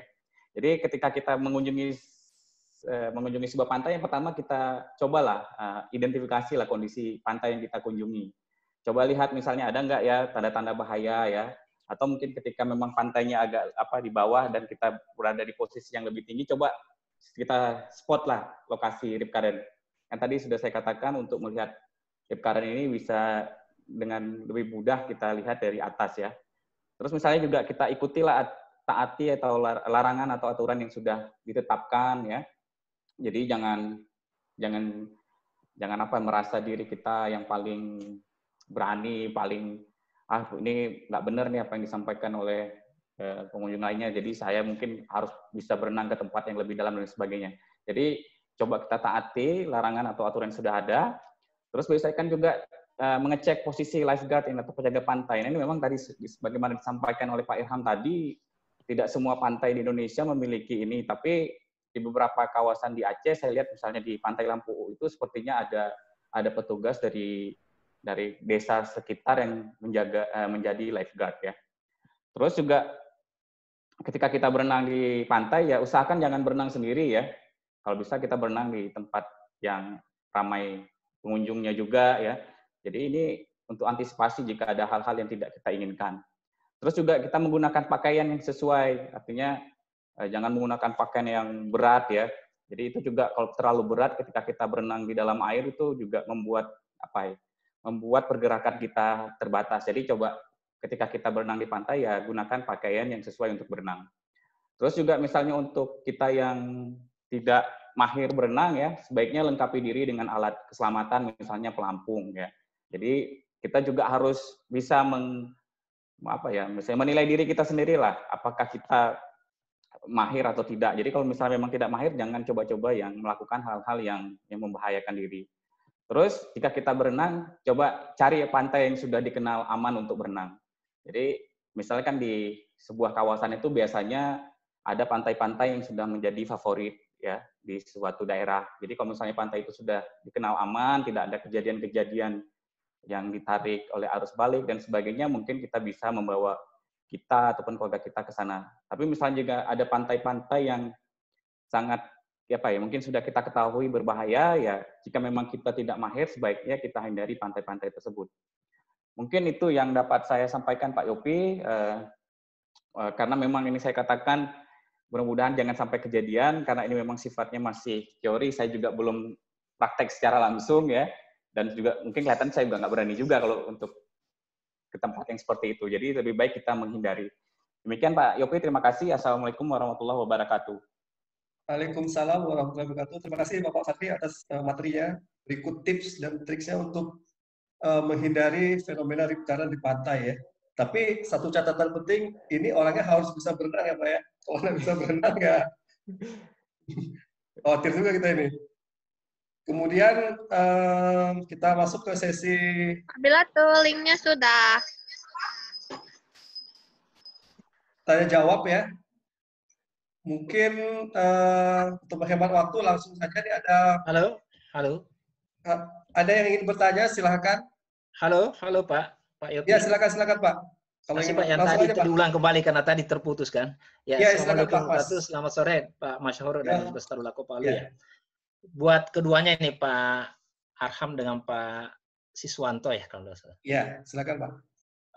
Perlu dipertimbangkan bahwa semua perairan pesisir atau perairan pantai coastal sea itu adalah sangat dipengaruhi oleh gaya pasang surut, yang tidak lain adalah bagaimana posisi matahari, bulan terhadap bumi. Dan kita tahu semua bahwa kekuatan pengaruh atau efek daripada gaya bulan terhadap pasang surut itu adalah 70% lebih kuat dibandingkan dengan matahari, atau 2 kali lebih kekuatannya dibandingkan pengaruh matahari. Olehnya itu, maka seperti kita ketahui bahwa di perairan Indonesia itu kita mengenal 4 tipe pasang surut. Ada namanya pasut semi diurnal, ganda. Ada namanya pasut tunggal, diurnal. ada pasif campuran. Nah, posisi pada saat pasut semidiurnal atau ganda, itu tinggi pasangnya dan rendahnya surutnya itu betul-betul maksimum. Ini kan berkaitan dengan seberapa kuat energi atau gaya yang disebabkan oleh arus balik tadi. Karena bagaimanapun juga, ketika dia pasang, kekuatannya akan berbeda dengan pada saat dia surut. Pada saat air menuju surut baru terjadi dan namanya arus balik atau rip current, ini yang sangat membahayakan. Namun semuanya itu tidak terlepas juga dari persoalan batimetri. Dasar daripada pantai itu. Kemudian hubungannya dengan tentu slope kemiringannya. Semakin miring, pastilah pergerakan power daripada rip current itu semakin tinggi. Yang kedua adalah soal berkaitan dengan posisi lintang. Saya kira ini perlu diketahui bahwa mungkin di Indonesia posisi daripada atau kekuatan daripada rip current itu tidak akan sebesar atau sekuat dengan di daerah-daerah subtropis. Karena kita ketahui di daerah subtropis kan relatif salinitasnya lebih tinggi. Sehingga salinitas berhubungan dengan arus, di mana arus juga berhubungan disebabkan oleh viscosity atau kekentalan, di mana kekentalan dipengaruhi oleh suhu. Ini masalahnya di sini. Sehingga keterkaitannya ini, interaksi physical interaction-nya secara fisik kimia sangat berperan penting di dalam menentukan besar kuat tidaknya itu arus. Walaupun memang arus itu disebabkan juga oleh sebagian besar gelombang. Nah, pada musim-musim barat, untuk khusus di perairan samudra, itu juga di perairan lain, itu berbeda dengan pada kondisi musim timur. Sehingga memang betul apa yang dikatakan tadi Pak Mas Iswanto, bahwa pada bulan-bulan Juni, Juli itu kalau tidak salah tadi itu, atau Juli Agustus ya kalau tidak salah ingat tadi, bahwa sering terjadi korban di bagian Samudra Hindia. Yang terakhir mungkin barangkali soal masalah penyelamatan. Saya kira kalau kita berada pada posisi region atau pada posisi daerah pusat daripada terjadinya rip current, tidak ada manusia bisa menyelamatkan diri kalau dipaksa untuk melawan kekuatan arus balik seperti itu. Terima kasih banyak, Pak. Terima kasih Pak Mas Yahoro. Pak Mas Yahoro. Mungkin ya bisa langsung ditanggapi oleh Pak Irham. Pak Irham masih ada? Profesor Irham? Atau Mas Iswanto dulu nih, coba mungkin ada tanggapan, respons dari Pak Siswanto. Atau Pak Irham sudah ada nih? Pak Irham. Iya, silakan Mas. Ya, siapa aja sama aja sebenarnya. Ya, silakan Mas Siswanto dulu. Saya ingin dulu lah, Pak Prof. Siapa dulu? Saya dulu ya.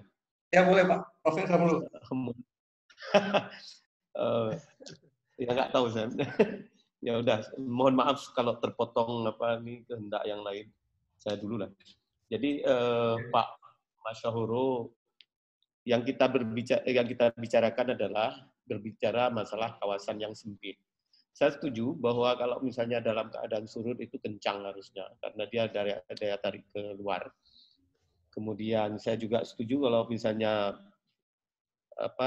slope pantainya lebih miring itu lebih kencang harusnya. Kenapa kita tidak banyak berbicara dengan pasang surut? Karena kawasan yang kita kendalikan adalah kawasan-kawasan pesisir yang makna pasang surutnya bukan tidak ada, tetapi itu hanya sebatas kapan dia pasang dan kapan dia surut. Yang kita bicarakan adalah daerah-daerah surf zone dengan daerah-daerah swash. Jadi daerah-daerah hempasan dan daerah-daerah surf itu apa ya? Saya lupa. Selancar. Selancar. Selancar ya. Saya tahu surf, tidak tahu selancar. Rugi saya lulusan Amerika. Ya, terus Pak. Ya, tepat sekali seperti Pak Mas Yahoro mengatakan bahwa jangan menafikan pasang surut. Tentu tidak menafikan pasang surut, cuman karena kita berbicara daerah kawasan yang sangat kecil, arus yang ditimbulkan oleh pasang surut kecil sekali di daerah pesisir dibandingkan dengan arus yang dihasilkan oleh gelombang. Ya. Karena kita rip current ini berhubungan erat dengan longshore current dan arus balik karena volume air yang ada. Tidak ada bantahan sama sekali apa yang dikatakan oleh Mas Yahoro. Terima kasih atas penambahan pengetahuannya. Saya nggak bisa menjawab lagi, cuman hanya ide-ide brilian yang ditambahkan oleh Pak Masyahoro. Mungkin Pak. Kasih Pak. Kasih Prof ya, kasih Pak. Ya. Ya, terima kasih juga Pak Masyahoro. Nih, Ya, kasih, Pak. input-inputnya. Mungkin kapan-kapan kita buat penelitian bersama ini. Iya, betul. Iya. Ya, terima kasih. Mungkin Mas Siswanto ada tanggapan? Sama sebenarnya yang ditanggapi oleh Prof. Irham, bahwa setuju sekali bahwa semi diurnal untuk kontribusi PASUD ini mungkin perlu diperhatikan dari sisi ini ya, timing kekuatannya ya. Mungkin betul. Ketika terjadi pasang ganda itulah yang mungkin bisa semakin meningkatkan kekuatan dari arus balik itu, kaitannya dengan energi potensial barangkali ya, karena ketika pasang tentu volume air juga bertambah gitu kan ke bibir pantai.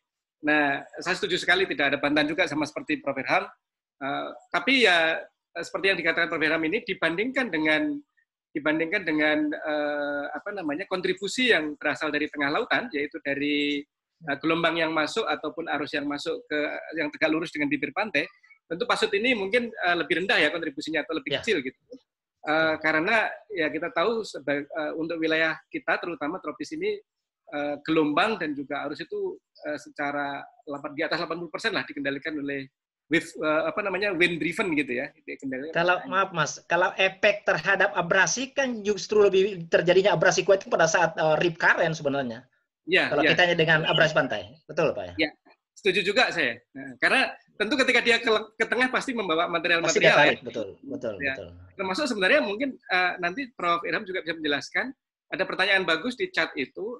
Sebenarnya yang membuat variasi dari sandbar dan shoreline atau garis pantai, jaraknya, kemudian bentuk morfologinya, itu apakah jangan-jangan selain arus atau gelombang yang datang juga rip current ini ikut juga memformulasi atau membentuk topologi daripada pantai betul. Gitu. Pantai betul.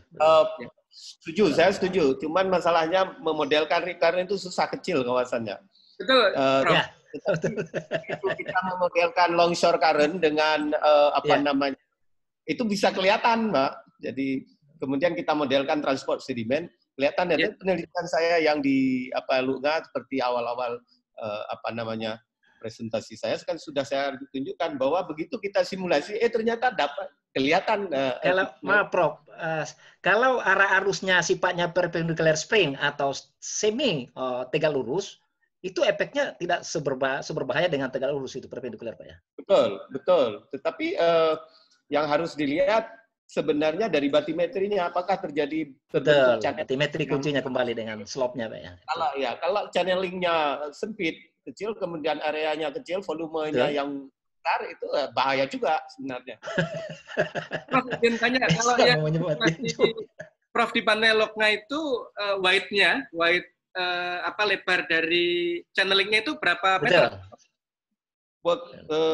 Saya nggak bisa melihat, sekitar channelingnya sekitar 5 meter, no, Pak. Oh, sempit sekali ya? Sempit ya? Padahal agak di situ agak sedikit landai, nggak begitu curang. Kalau teorinya kalau semakin landai sebenarnya tidak terlalu sempit ya harusnya ya? Teorinya. Ya. Cuman ini kan masalahnya hempasan gelombang. Kalau tinggi gelombang semakin besar, hempasannya besar, volume air juga besar. Betul. Gitu Pak siapa ya? Pak Masyahoro ya, kasih Pak. Pak Masyahoro dari universitas apa Pak? Saya dari Terdako. Saya dulu S2, S3-nya di Teknik Kelautan Pak. Oh, mantap sekali. Iya Pak. Oh iya, terima kasih Pak inputnya nih. Ya. Terima kasih Pak. Kemudian ada juga pertanyaan di grup chatting ya. Mungkin bisa langsung ditanggapi nih oleh Pak Irham, mungkin kalau ada yang bisa ditanggapi dari pertanyaan-pertanyaan di grup chatting. Oh ya, tadi saya ini melihat ada pertanyaan, ada nggak detektor peringatan dini ya? Untuk warning lah. Mendeteksi itu. Saya nggak tahu entah ada entah nggak sekarang. Cuman yang paling pasti adalah lihatlah profil pantai dengan kasat mata aja dulu. Ya, lihatlah pantai itu kalau bisa seperti Pak Fadli katakan ya, lihat dari ketinggian. Lebih mudah melihat dari ketinggian daripada kita melihat dalam satu arah horizontal begitu, karena kita nggak tahu.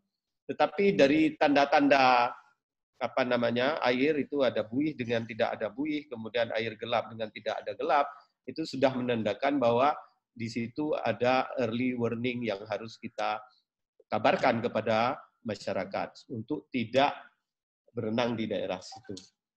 Jadi, kalau misalnya alat deteksi dini, sepengetahuan saya belum. Tapi mungkin saja ada ke depan, mana kita tahu. Terima kasih. Terima kasih. Ya. Kemudian nih Mas Siswanto, ini ada pertanyaan nih terkait dengan musim terjadinya rip current. Tadi mungkin sudah dijelaskan, tapi mungkin terlewati. Ya. Rip current lebih kuat dominan terjadi di musim barat atau di musim timur. Fenomena rip current berapa lama proses pembentukannya? Apakah ada solusi penanggulangannya? Mungkin bisa ditanggapi, Mas. Terima kasih. Ini tergantung lokasinya ya. Kalau mungkin kalau pesisir barat Sumatera dan pesisir selatan Jawa, tentu di bulan Juni, Juli, Agustus puncaknya angin timuran akan membawa arus dan gelombang yang tegak lurus dengan bibir pantai lebih banyak dibandingkan ketika musim hujan ya, atau Desember, Januari, Februari. Akan tetapi kalau misalnya, tapi nanti coba kita cek datanya, barangkali ada, untuk wilayah yang misalnya arus dan gelombang ketika musim barat itu kuat, terutama di Selat Karimata ya, barangkali ada kasus gitu, nanti dia justru malah berkebalikan dengan daerah pesisir barat Sumatera dan selatan Jawa. Yang menarik tadi di Papua itu juga ada data yang satu kejadian gitu ya, itu terjadi, sebentar saya cek lagi, tapi juga sama, dia terjadi ketika musim timur juga, ya seperti itu. Nah tentu ini tergantung lokasi ya. Nah yang menarik adalah dari data yang tadi saya kumpulkan, itu untuk wilayah perairan dalam sangat jarang sekali. Hanya satu kejadian di Jakarta yang waktu itu menewaskan 3 orang ya, itu sempat di Ancol itu kejadian terseret arus, walaupun kita juga nggak tahu pasti karena di media kan juga tidak dijelaskan itu apakah arusnya rip current ataukah arus susur atau arus yang sejajar dengan pantai ya, kita tidak tahu. Cuma di sini asumsi saya semua kejadian kecelakaan pantai ini saya golongkan karena rip current gitu ya. Itu jawabannya, Pak. Oke, terima kasih. Kemudian ada juga nih yang tunjuk tangan di Bapak Pareng Rengi ya. Silakan Pak kalau ada pertanyaan. Tidak ada ya. Kalau tidak ada, kita coba diskusi ini di grup chat. Ada beberapa pertanyaan ini, banyak ya. Ada juga yang bertanya, faktor apa yang dapat membuat jarak antara sandbar dan bibir pantai? Dan dengan semakin lebarnya jarak antara sandbar dan bibir pantai, apakah semakin kuat arus rip current dari kanalnya? Ini mungkin bisa ditanggapi ini Pak Irham mungkin. Faktor apa yang membuat jarak antara sandbar dan bibir pantai? Dan dengan semakin lebarnya jarak, apakah semakin kuat arus rip current dari kanalnya? Putus-putus, saya nggak dengar pertanyaan ini. Sebentar ya, saya share pertanyaannya. Chatnya di mana tuh? Tanya Pak Yopi, meneruskan pertanyaan. Ya, silakan Pak. Saya ingin meneruskan pertanyaan dari peserta nih, kelihatannya. Ya, silakan Pak. Pak Dekan. Pertanyaan ini bagus nih dari Cindy, mahasiswa dari Universitas Haluoleo. Nah, Cindy bertanya, apakah ekosistem pantai seperti mangrove, lamun, terumbu karang dapat mempengaruhi kemungkinan terjadinya rip current? Ini pertanyaannya. Bagus juga nih pertanyaannya, karena terkait dengan ekosistem pantai. Saya coba hitung pertanyaan tadi, ini bagus pertanyaannya, makanya saya bantu untuk sampaikan. Ya, silakan Pak Irham. Ini kan Pak Masyo Horo ini mungkin bisa menanggapi. Yang pertama saya menjawab mangrove. mangrove itu tumbuhnya setelah pantai, artinya di daerah apa namanya? Setelah antara karang dengan pantai, Pak. Ya, Antara jadi karang dengan pantai. seperti pernyataan saya tadi yang di PowerPoint saya, bahwa terjadinya rip current harus didahului oleh gelombang pecah. Gelombang. Pertanyaannya, apakah di daerah mangrove itu ada gelombang pecah nggak? Tidak ada. Nggak ada. Nggak ada. Berarti nggak ada rip current. Karena ada hempasan yang kita inginkan adalah adanya volume air yang terbawa ke dalam pantai. Ke laut kembali. Ya, kemudian volume itu harus balik lagi ke daerah laut dengan membentuk satu kanal yang kecil atau daerah yang kecil, palung yang kecil, sehingga dia menyebabkan arus balik yang besar. Nah, kalau itu tidak terjadi, maka sukar terjadinya rip current di daerah itu. Oke, itu jawaban saya. Jadi Perlu penanaman mangrove ini, Pak Ilham. Nah, betul. Betul. Nah, masalahnya di pasir itu tidak bisa tumbuh mangrove. Itu berdasarkan penelitian kawan-kawan di batu yang kelihatan lama-lama, Prof. Itu. Di pasir tidak bisa tumbuh mangrove. Jadi nggak bisa dia menghalang gelombang. Tumbuh karang bagaimana, Pak Irham? Tadi ada kalau tanya. Di karang, dia tergantung posisinya di mana. Apakah karang kan nggak gini, arus rip itu harus menghempas air ke daerah yang tidak ada air, nanti dia akan berair gitu. Atau sedikit air, kemudian ada penambahan volume air, yang penambahan volume air itu harus turun lagi karena dasarnya elevasinya lebih tinggi dibandingkan dengan yang lain. Mungkin begitu air ada di elevasi yang tinggi, air itu selalu mencari daerah yang rendah.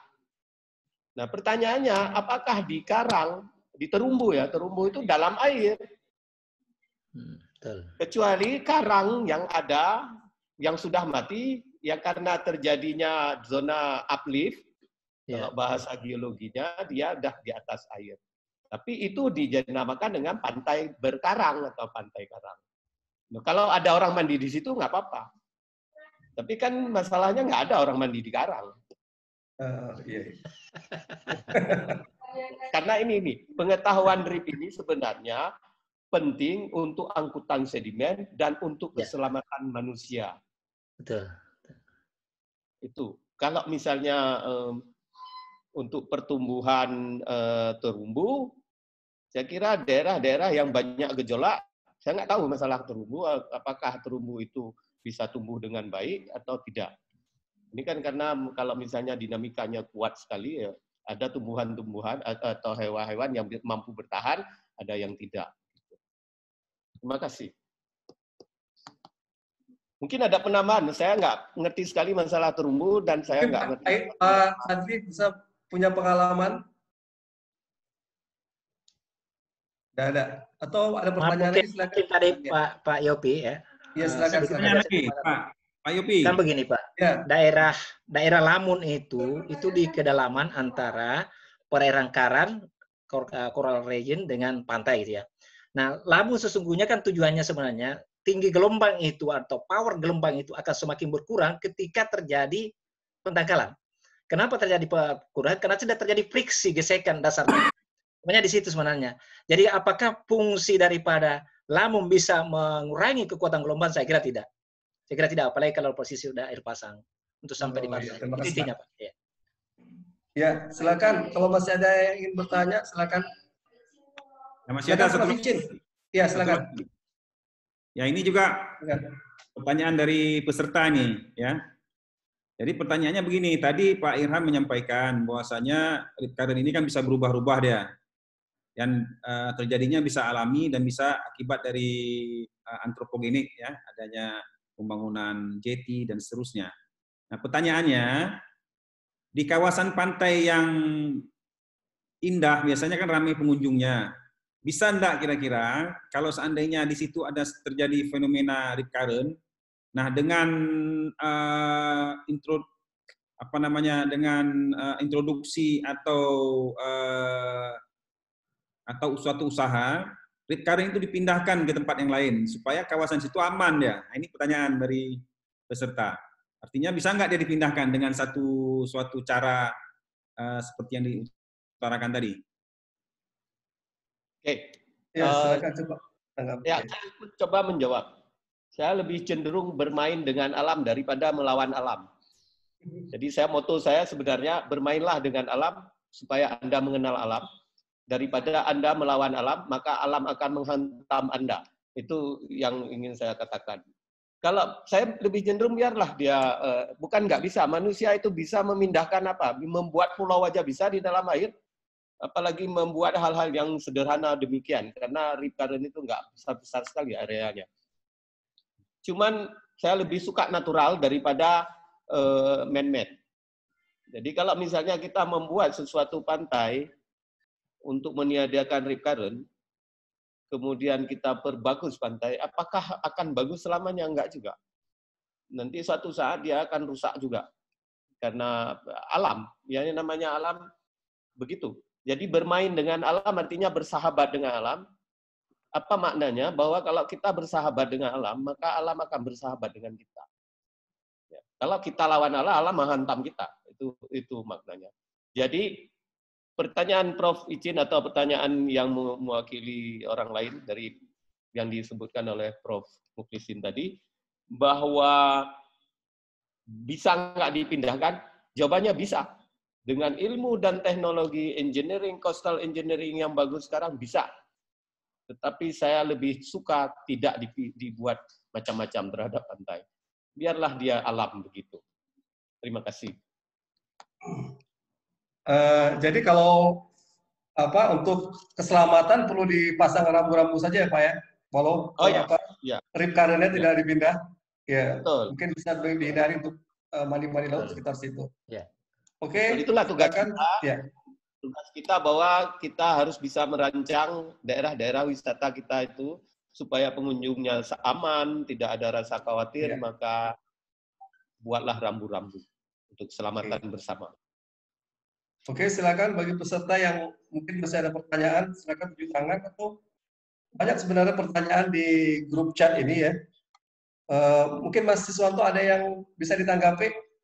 Dibantu Pak Yopi, dibantu pilih. Ya, karena ada juga nih sebenarnya teman saya ya, Bapak Wahyu Budi, beliau ingin menyampaikan pengalaman, tapi tidak punya fasilitas tunjuk tangan di raise hand. Ya. Aduh, kasihan juga. Ini Pak Yopi ada yang bertanya nih, saya coba menjawab. Ya, silakan bertanya. Yang ditanya begini, apakah rip current itu berpengaruh pada ukuran besar kecilnya ikan yang tinggal? Coba ditanggapi. Waduh, saya nggak bisa jawab itu. Sama sekali saya nggak bisa. Bukan ilmu saya itu. Pak Fadli. Pak Fadli mungkin ini yang dari lab genetika. Mas Halu bisa jawab, coba. Pak Fadli mungkin saya ada silakan.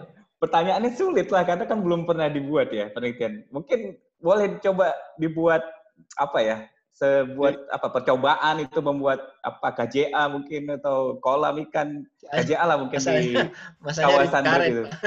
Tapi masalahnya ya saya nggak tahu kalau logikanya ya kalau arusnya kencang seperti itu oksigennya tinggi. Kalau oksigen tinggi, ikan itu juga akan bertumbuh dengan lebih cepat. Jadi kalau secara teori bisa dilakukan dan mungkin ikannya juga bisa lebih besar. Tapi kan belum ada yang pernah coba gitu. Nah, jadi kalau misalnya itu Pak Fadli pernah coba mancing TSS-nya juga tinggi itu, Pak. Kalau rip current itu per hari yang itu pasti TSS-nya tinggi, Pak.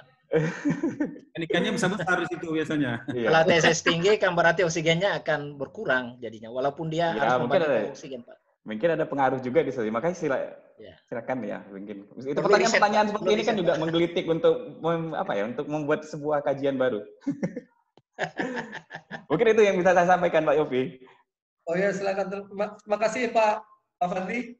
Mungkin dari peserta ada pengalaman terjebak di rip current atau ada tanggapan, mungkin bisa di sharing ke kita. Ini Halo? ada pertanyaan nih Pak Yopi nih. Apakah Oke, fenomena silakan. current bisa dianggap suatu mitos? Seperti Ya silakan laut. ditanggapi. Ini mahasiswa yang sering menanggapi nih di pantai selatan. Kalau di Aceh mungkin Pak Irham ini yang tanggapi. Balung gedenya. Balung gili. Pertanyaan orang nih. Kayaknya Pak ini dah. Pak apa Siswanto. Ya coba Mas Siswanto tanggapi. Terkait dengan mitos ya, mitos orang Iya, terima terhadap kasih. ombak. Ya Di silakan Pak. pantai Parangtritis di selatan Jawa lah ya, sepanjang pesisir selatan Jawa lah terutama, memang ada mitos orang tidak boleh berenang pakai kaos atau baju warna hijau, kemudian juga tidak boleh pada waktu-waktu tertentu, itu berenang di pantai begitu ya. Nah, kaitannya dengan baju warna hijau itu sebenarnya menarik. Itu malah menurut saya kearifan lokal gitu ya. Kalau kita lihat tadi yang digambarkan oleh Prof. Irham, justru daerah yang menunjukkan tip current itu kan malah yang tadi animasi dari Mas Fadli, itu kan malah digambar hijau ya. Setengahnya buih warna putih, kemudian rip current masuk ke tengah laut kembali, balik gitu, terus digambarkan sama animasi Mas Fadli itu warna hijau. Nah, barangkali yang tidak boleh memakai mitos tidak boleh berenang memakai kaos warna hijau itu justru malah supaya ketika terperangkap oleh rip current itu mudah menyelamatkan, misalnya warna putih, warna lainnya gitu. Soalnya kalau warna hijau nanti akan berpadu dengan warna hijau dari rip current, tapi itu hanya itu aja. Terkait dengan tadi kayak tanda-tanda alam begitu ya, barangkali bisa juga dicoba kalau misalkan kita ke pantai dan kita tidak yakin di situ ada rip current atau tidak, karena memang harusnya sebelum masuk ke pantai dilihat dari tempat yang tinggi seperti yang disarankan ya, itu ada buih-buih, kemudian tengahnya ada semacam kanal atau tidak gitu ya. Tapi bisa juga dengan ngetes, misalnya melemparkan, kalau sampah nggak boleh, tapi kalau misalkan melemparkan tempurung kelapa gitu, terus ternyata dia tidak bergeraknya itu malah keseret ke tengah, nah hati-hati dengan yang begitu gitu ya. Seperti itu Pak Yopi. Terus ini ada pertanyaan sekalian Pak Yopi ya, yang tanya gimana gelombang diukur. Kalau gelombang sebenarnya sama dengan gelombang yang kita kenal di dunia fisika ya, dia diukur dari punggung ke lembah gitu ya. Cuma apakah misalkan informasi 1 meter gelombang itu di lautan itu benar-benar 1 meter, ya memang tidak ada yang bawa penggaris ke lautan gitu kan. Nanti ada skalanya namanya skala Beaufort. Kalau penampakan misalnya terjadi buih itu maka gelombangnya misalkan 0,5. Nanti kalau terjadi misalnya ada kelihatan bayangan dari crash atau itu gitu, maka dia didekati dengan ketinggian. Tapi kalau secara numerik memang informasi tinggi gelombang itu ya secara ukuran ya segitu gitu. Artinya benar-benar terukur sekian meter gitu. Itu Pak Yopi, terima kasih. Oke, terima kasih. Kemudian Pak Irham nih terkait dengan balung bili tadi, balung bili. Bagaimana menjelaskannya kepada masyarakat Aceh? Apakah sama seperti yang dipaparkan oleh Mas Siswanto ini untuk menghindari baju warna hijau, menggunakan baju tertentu? Pak Yopi, kalau balung bili itu ada kepercayaan kalau kita pegang sesuatu benda besi putih itu anti balung bili katanya. Nah, ini juga mungkin bisa dikaitkan. Ada antinya, besi putih. Nah, gimana tanggapannya? Ya, saya nggak bisa jawab itu karena metafisis ya. Artinya bisa Pak Irham, itu kan kaitan dengan yang tidak percaya metafisis. Itu satu yang kaitan dengan besi juga, medan magnet dan seterusnya. Kemudian ini ada Pak Lumban Nauli Lumban itu dari silakan Pak. Ini nanya Pak. Oke, terima kasih Bapak. Ini sebelumnya salam hormat juga kepada Pak Nur Fadil ini, teman dulu waktu di kuliah. Begini, saya punya pengalaman tahun 98. Ini juga terkait dengan kita ya Pak Fadli ya, dulu waktu masih kuliah. Ya. Kalau bisa didengar. Jadi waktu tahun 98 itu saya di Pelabuhan Ratu, saya terseret gelombang. Nah, kemudian saya memang berenang ke arah pantai, terus saya nggak maju-maju. malah makin ke tengah. Akhirnya saya berenang cepat, ya mungkin salah sih. Berenang cepat selamat, tapi habis itu kemudian temannya kita Pak Fadli ya, ketarik, keseret perempuan, tapi akhirnya dia diselamatkan. Berikutnya ada 2 orang akhirnya yang meninggal. 1 orang Batak, 1 lagi orang Sulawesi. Memang kalau kita bicara mitos, ada yang mengatakan bahwa 2 orang ini adalah 2 orang yang berdarah biru. Itu mitosnya.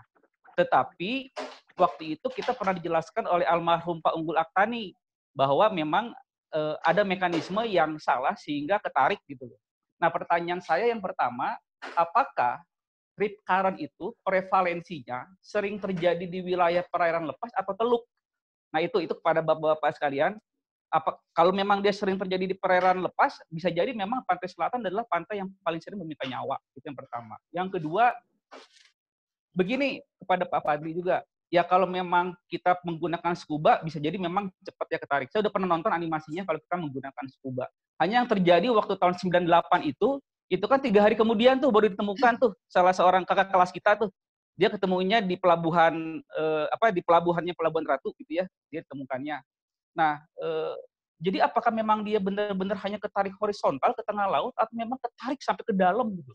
Saya pribadi waktu itu saya tergulung-gulung gitu. Saya tergulung-gulung di Pelabuhan Ratu, saya berenang nggak bisa-bisa, akhirnya ya entah dengan kekuatan apa saya sampai di pantai, tapi akhirnya 10 menit kemudian terjadilah keributan tuh teman-teman kita, yang akhirnya berujung pada 2 orang yang meninggal. Nah, jadi bagaimana sih kalau kita nggak menggunakan scuba? Saya merasa bahwa cara saya salah, tapi ya untungnya saya selamat gitu. Tapi kalau sebenarnya terjadi pada orang-orang yang tidak menggunakan alat-alat renang, ketarik, apakah dia harus misalnya floating atau bagaimana supaya dia tetap selamat? Itu aja sih. Jadi yang pertama prevalensinya, apakah dia sering terjadi pelayaran lepas atau juga di teluk?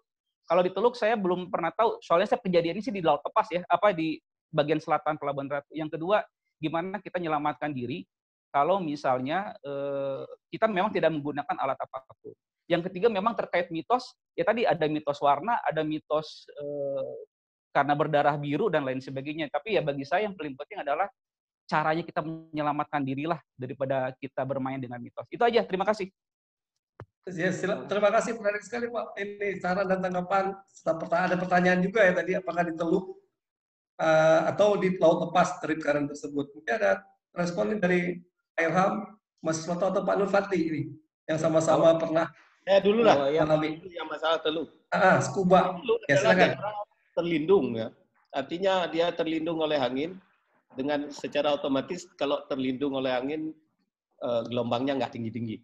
Oleh karena itu pelabuhan banyak dibuat di daerah teluk. Kalau tidak ada teluk, maka pelabuhan dibuat seperti teluk, di bendung, supaya tidak ada gelombang yang menghempas atau meminimalkan gelombang yang terhempas. Oleh karena itu, kalau kita lihat fenomena di dunia, banyak daerah-daerah rip current itu daerah-daerah lepas, karena lindungan untuk gelombangnya tidak ada.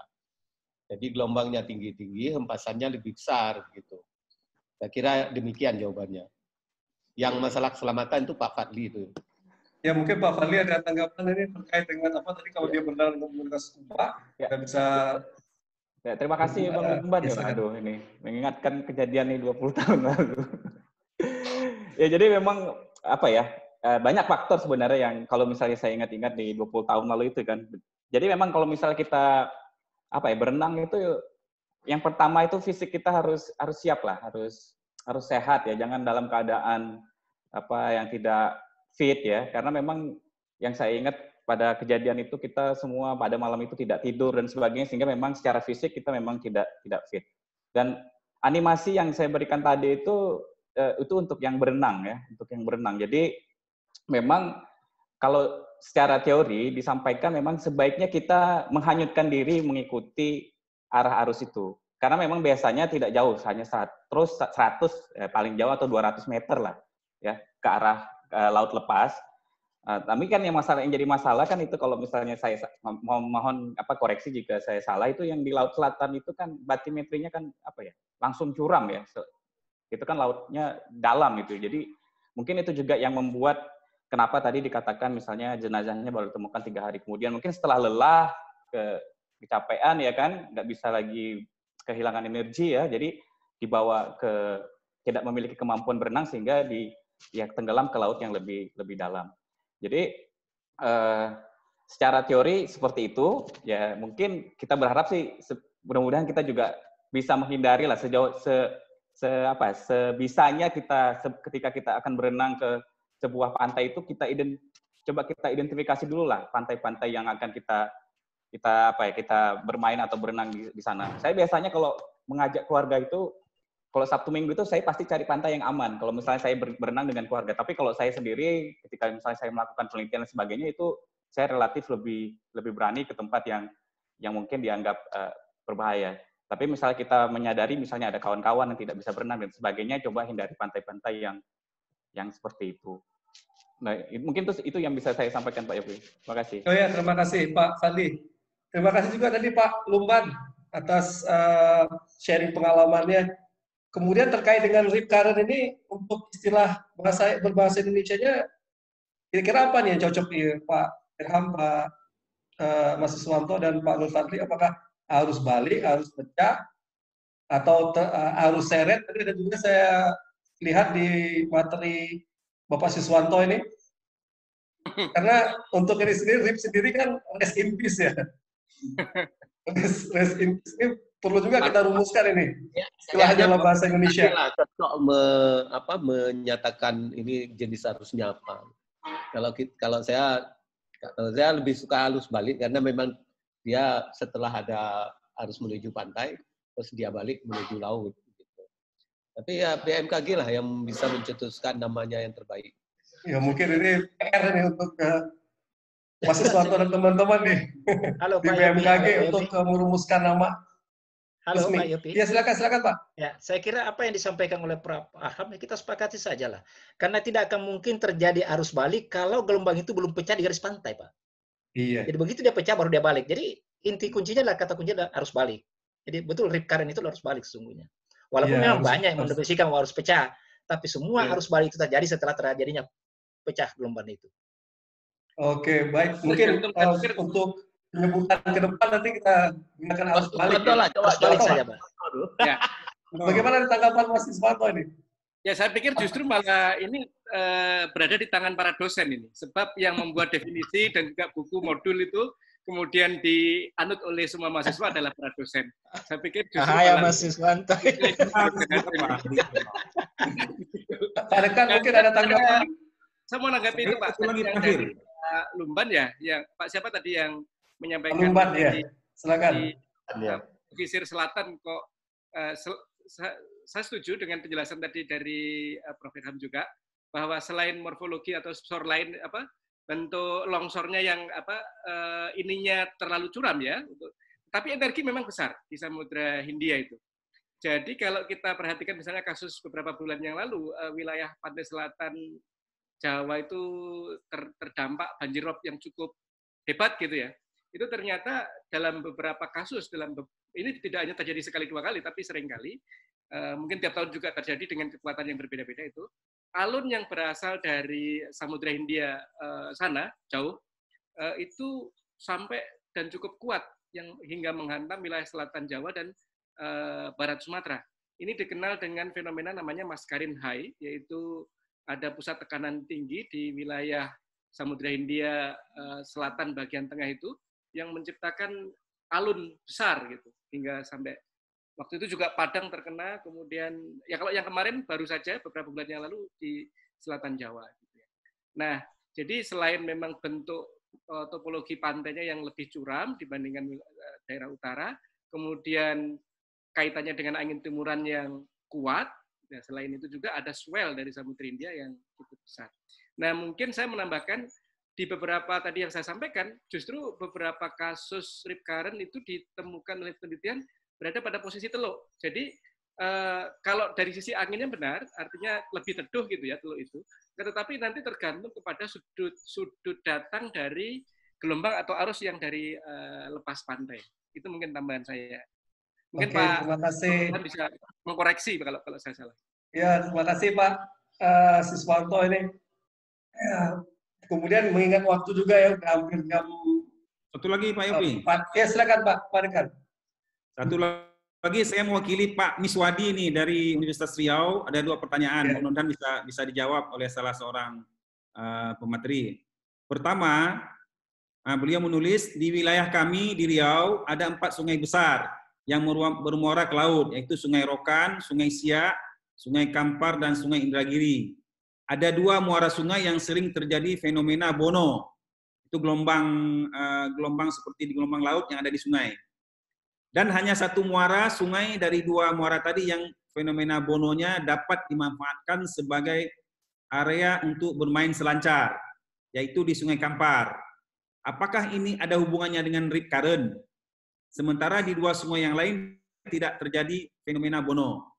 Pertanyaan kedua, kampung saya itu di Pulau Bengkalis dengan kondisi pantainya yang berlumpur, bukan berpasir, pasang dan gelombang atau ombak pantainya cukup besar, apalagi di waktu pasang tinggi, bahkan abrasi sering terjadi. Untuk menghindari abrasi saat ini dibangun seawall, baik di bibir pantai maupun di wilayah yang agak jauh dari pantai. Apakah ini akan berpengaruh terhadap rip current? Nah, 2 pertanyaan. Silakan. Terakhir. Silakan ditanggapi.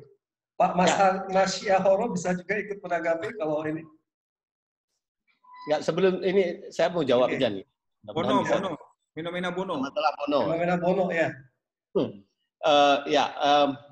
Sebelum saya jawab ini, ada pertanyaan tuh dari peserta, slide-nya kapan dibagi katanya. Absensinya kapan dibagi, itu mohon ditanggapi oleh saya. Iya. Kemudian saya ingin jawab ini, di daerah estuari pada saat dia pasang, air laut masuk ke dalam sungai.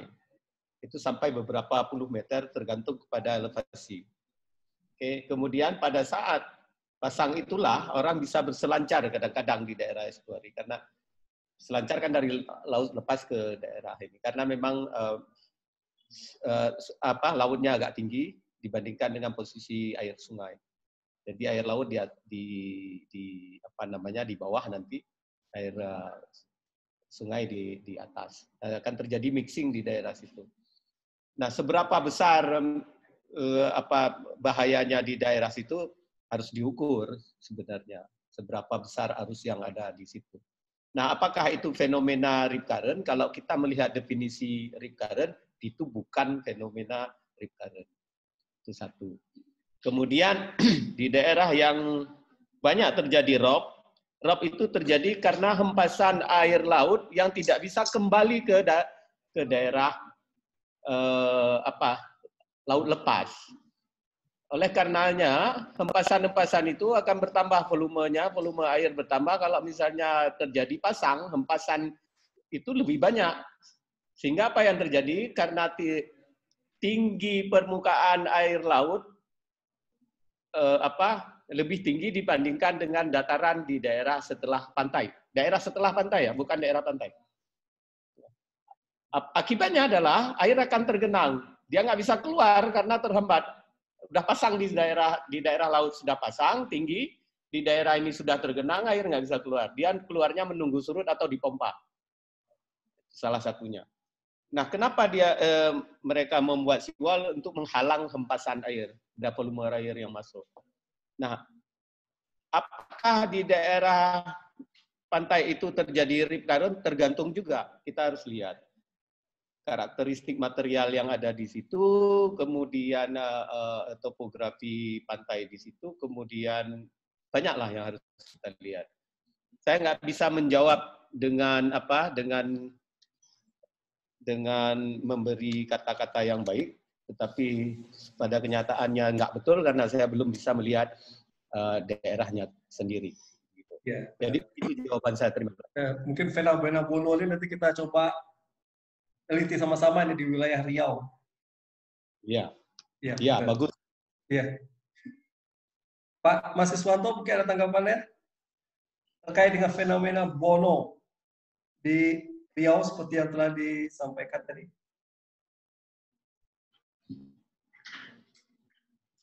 Mas, belum dengar suaranya? Ya. Suaranya, Mas. Ya.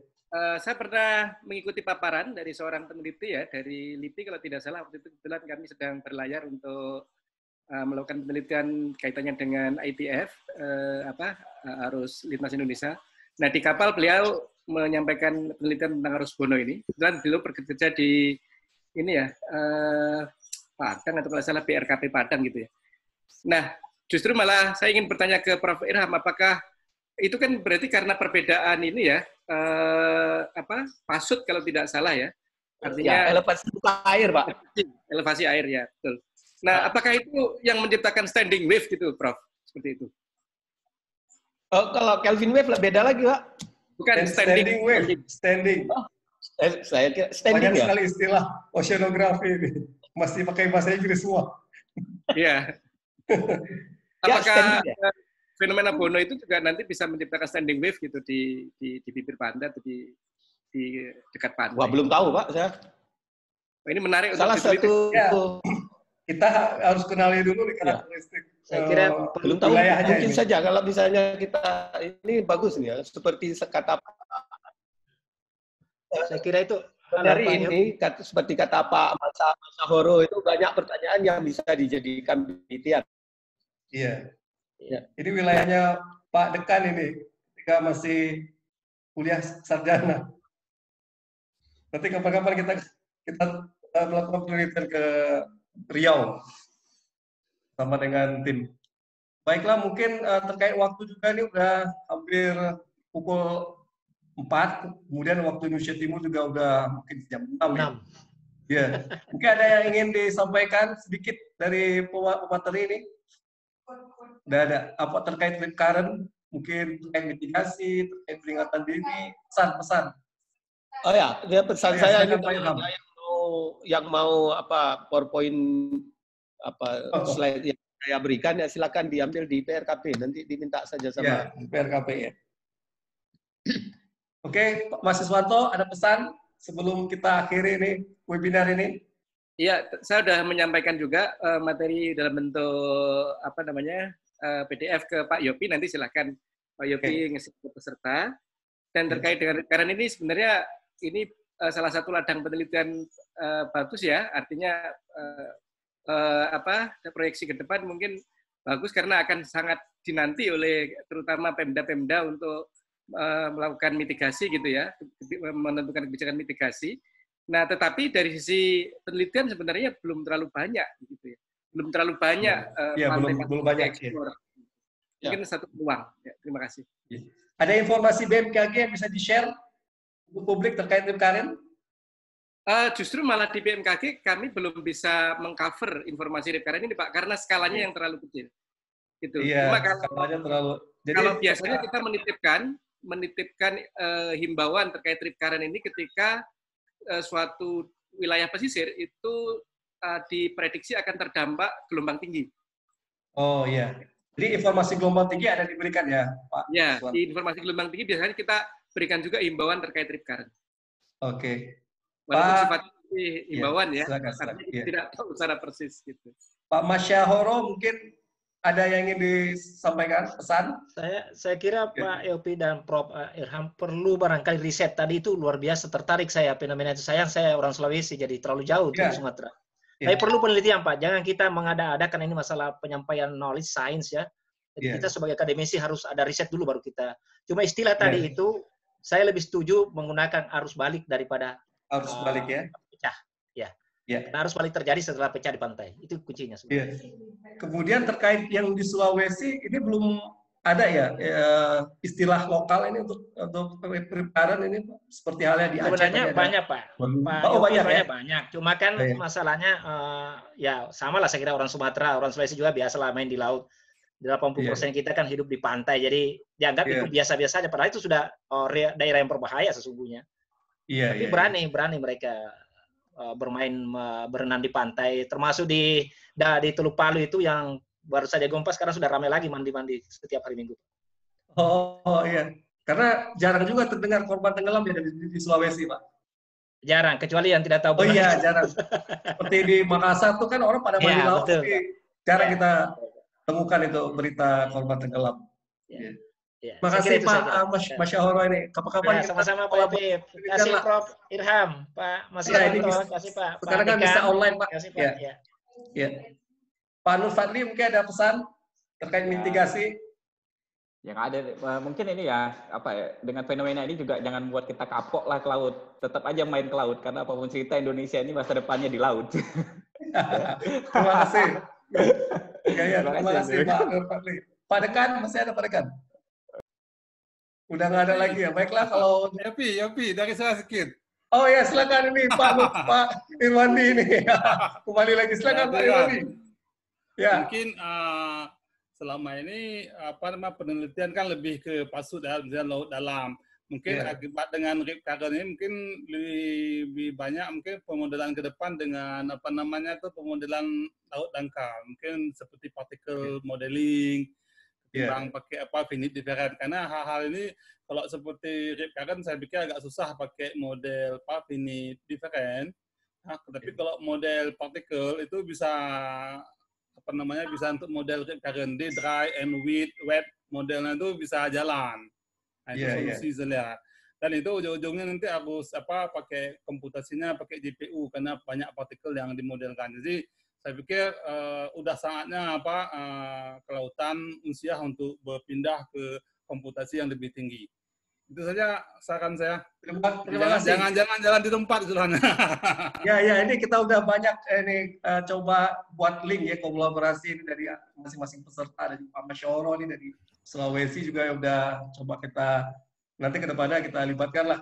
Karena sekarang kan bisa online ini, ya jadi kita bisa komunikasi terus intens untuk membuat sebuah penelitian terkait rip current ini. Seperti saran Bapak Irwandi tadi dengan menggunakan model partikel, yaitu bisa digunakan karena pakai finite different tadi ada kendala. Baiklah, terkait dengan waktu juga sudah pukul 4, mungkin kita akhiri saja meeting Zoom meeting webinar rip current. Ya, Bapak Dekan masih ada?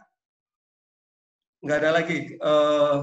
Atas nama Pusat Riset Kelautan dan Perikanan, saya akhiri webinar kita. Alhamdulillahirabbil alamin. Wassalamualaikum warahmatullahi wabarakatuh. Waalaikumsalam warahmatullahi wabarakatuh. Ya, assalamualaikum Pak semua. Ya, waalaikumsalam. Terima kasih. Satu orang nih yang ada iklan juga dong, iklan dulu. Bahwa kita bulan September akan mengadakan International dan National Symposium ya.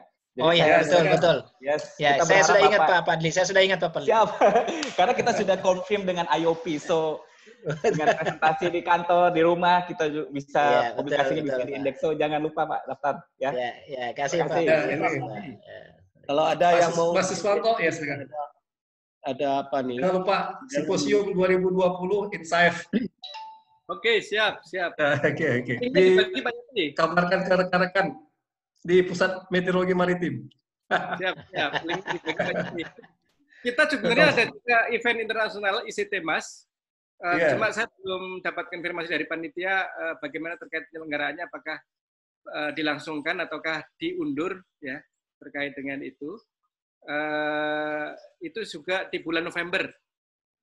Nanti mungkin saya bisa share linknya untuk ICT Mas. Itu internasional tropical ICT Mas Atmosphere Science dan seperti itu Pak. Oh ini yang akan datang ya Pak ya? Iya. Oke. International National Symposium Aquatic Environment. Ini simposium kita yang akan kita selenggarakan di bulan September nanti. Untuk abstrak masuk kalau tidak salah pada bulan Agustus ya Pak Fadli, tanggal 15. Ya, nggak kita extend sampai tanggal 30 Agustus. Ya, sampai akhir bulan aja. Ya, siap. Kita extend. Siap. Oke. Oke, Bapak-Bapak, terima kasih banyak. Saya mau izin live. Ya. Terima kasih Mas Siswanto. Sama-sama Pak Yopi. Sukses ya. Sukses semuanya. Assalamualaikum warahmatullahi wabarakatuh. Waalaikumsalam warahmatullahi wabarakatuh. Pak Irham, terima kasih. Ya, terima kasih. Terima kasih. Ya, Pak Irwandi. Nggak ada lagi. Ada masih pantau. Ayo, saya meninggalkan tempat. Oke. Terima kasih. Oke lah. Oke. Makasih ya. Mohon pamit ya. Mohon izin. Ya. Pamit lu. Assalamualaikum. Waalaikumsalam.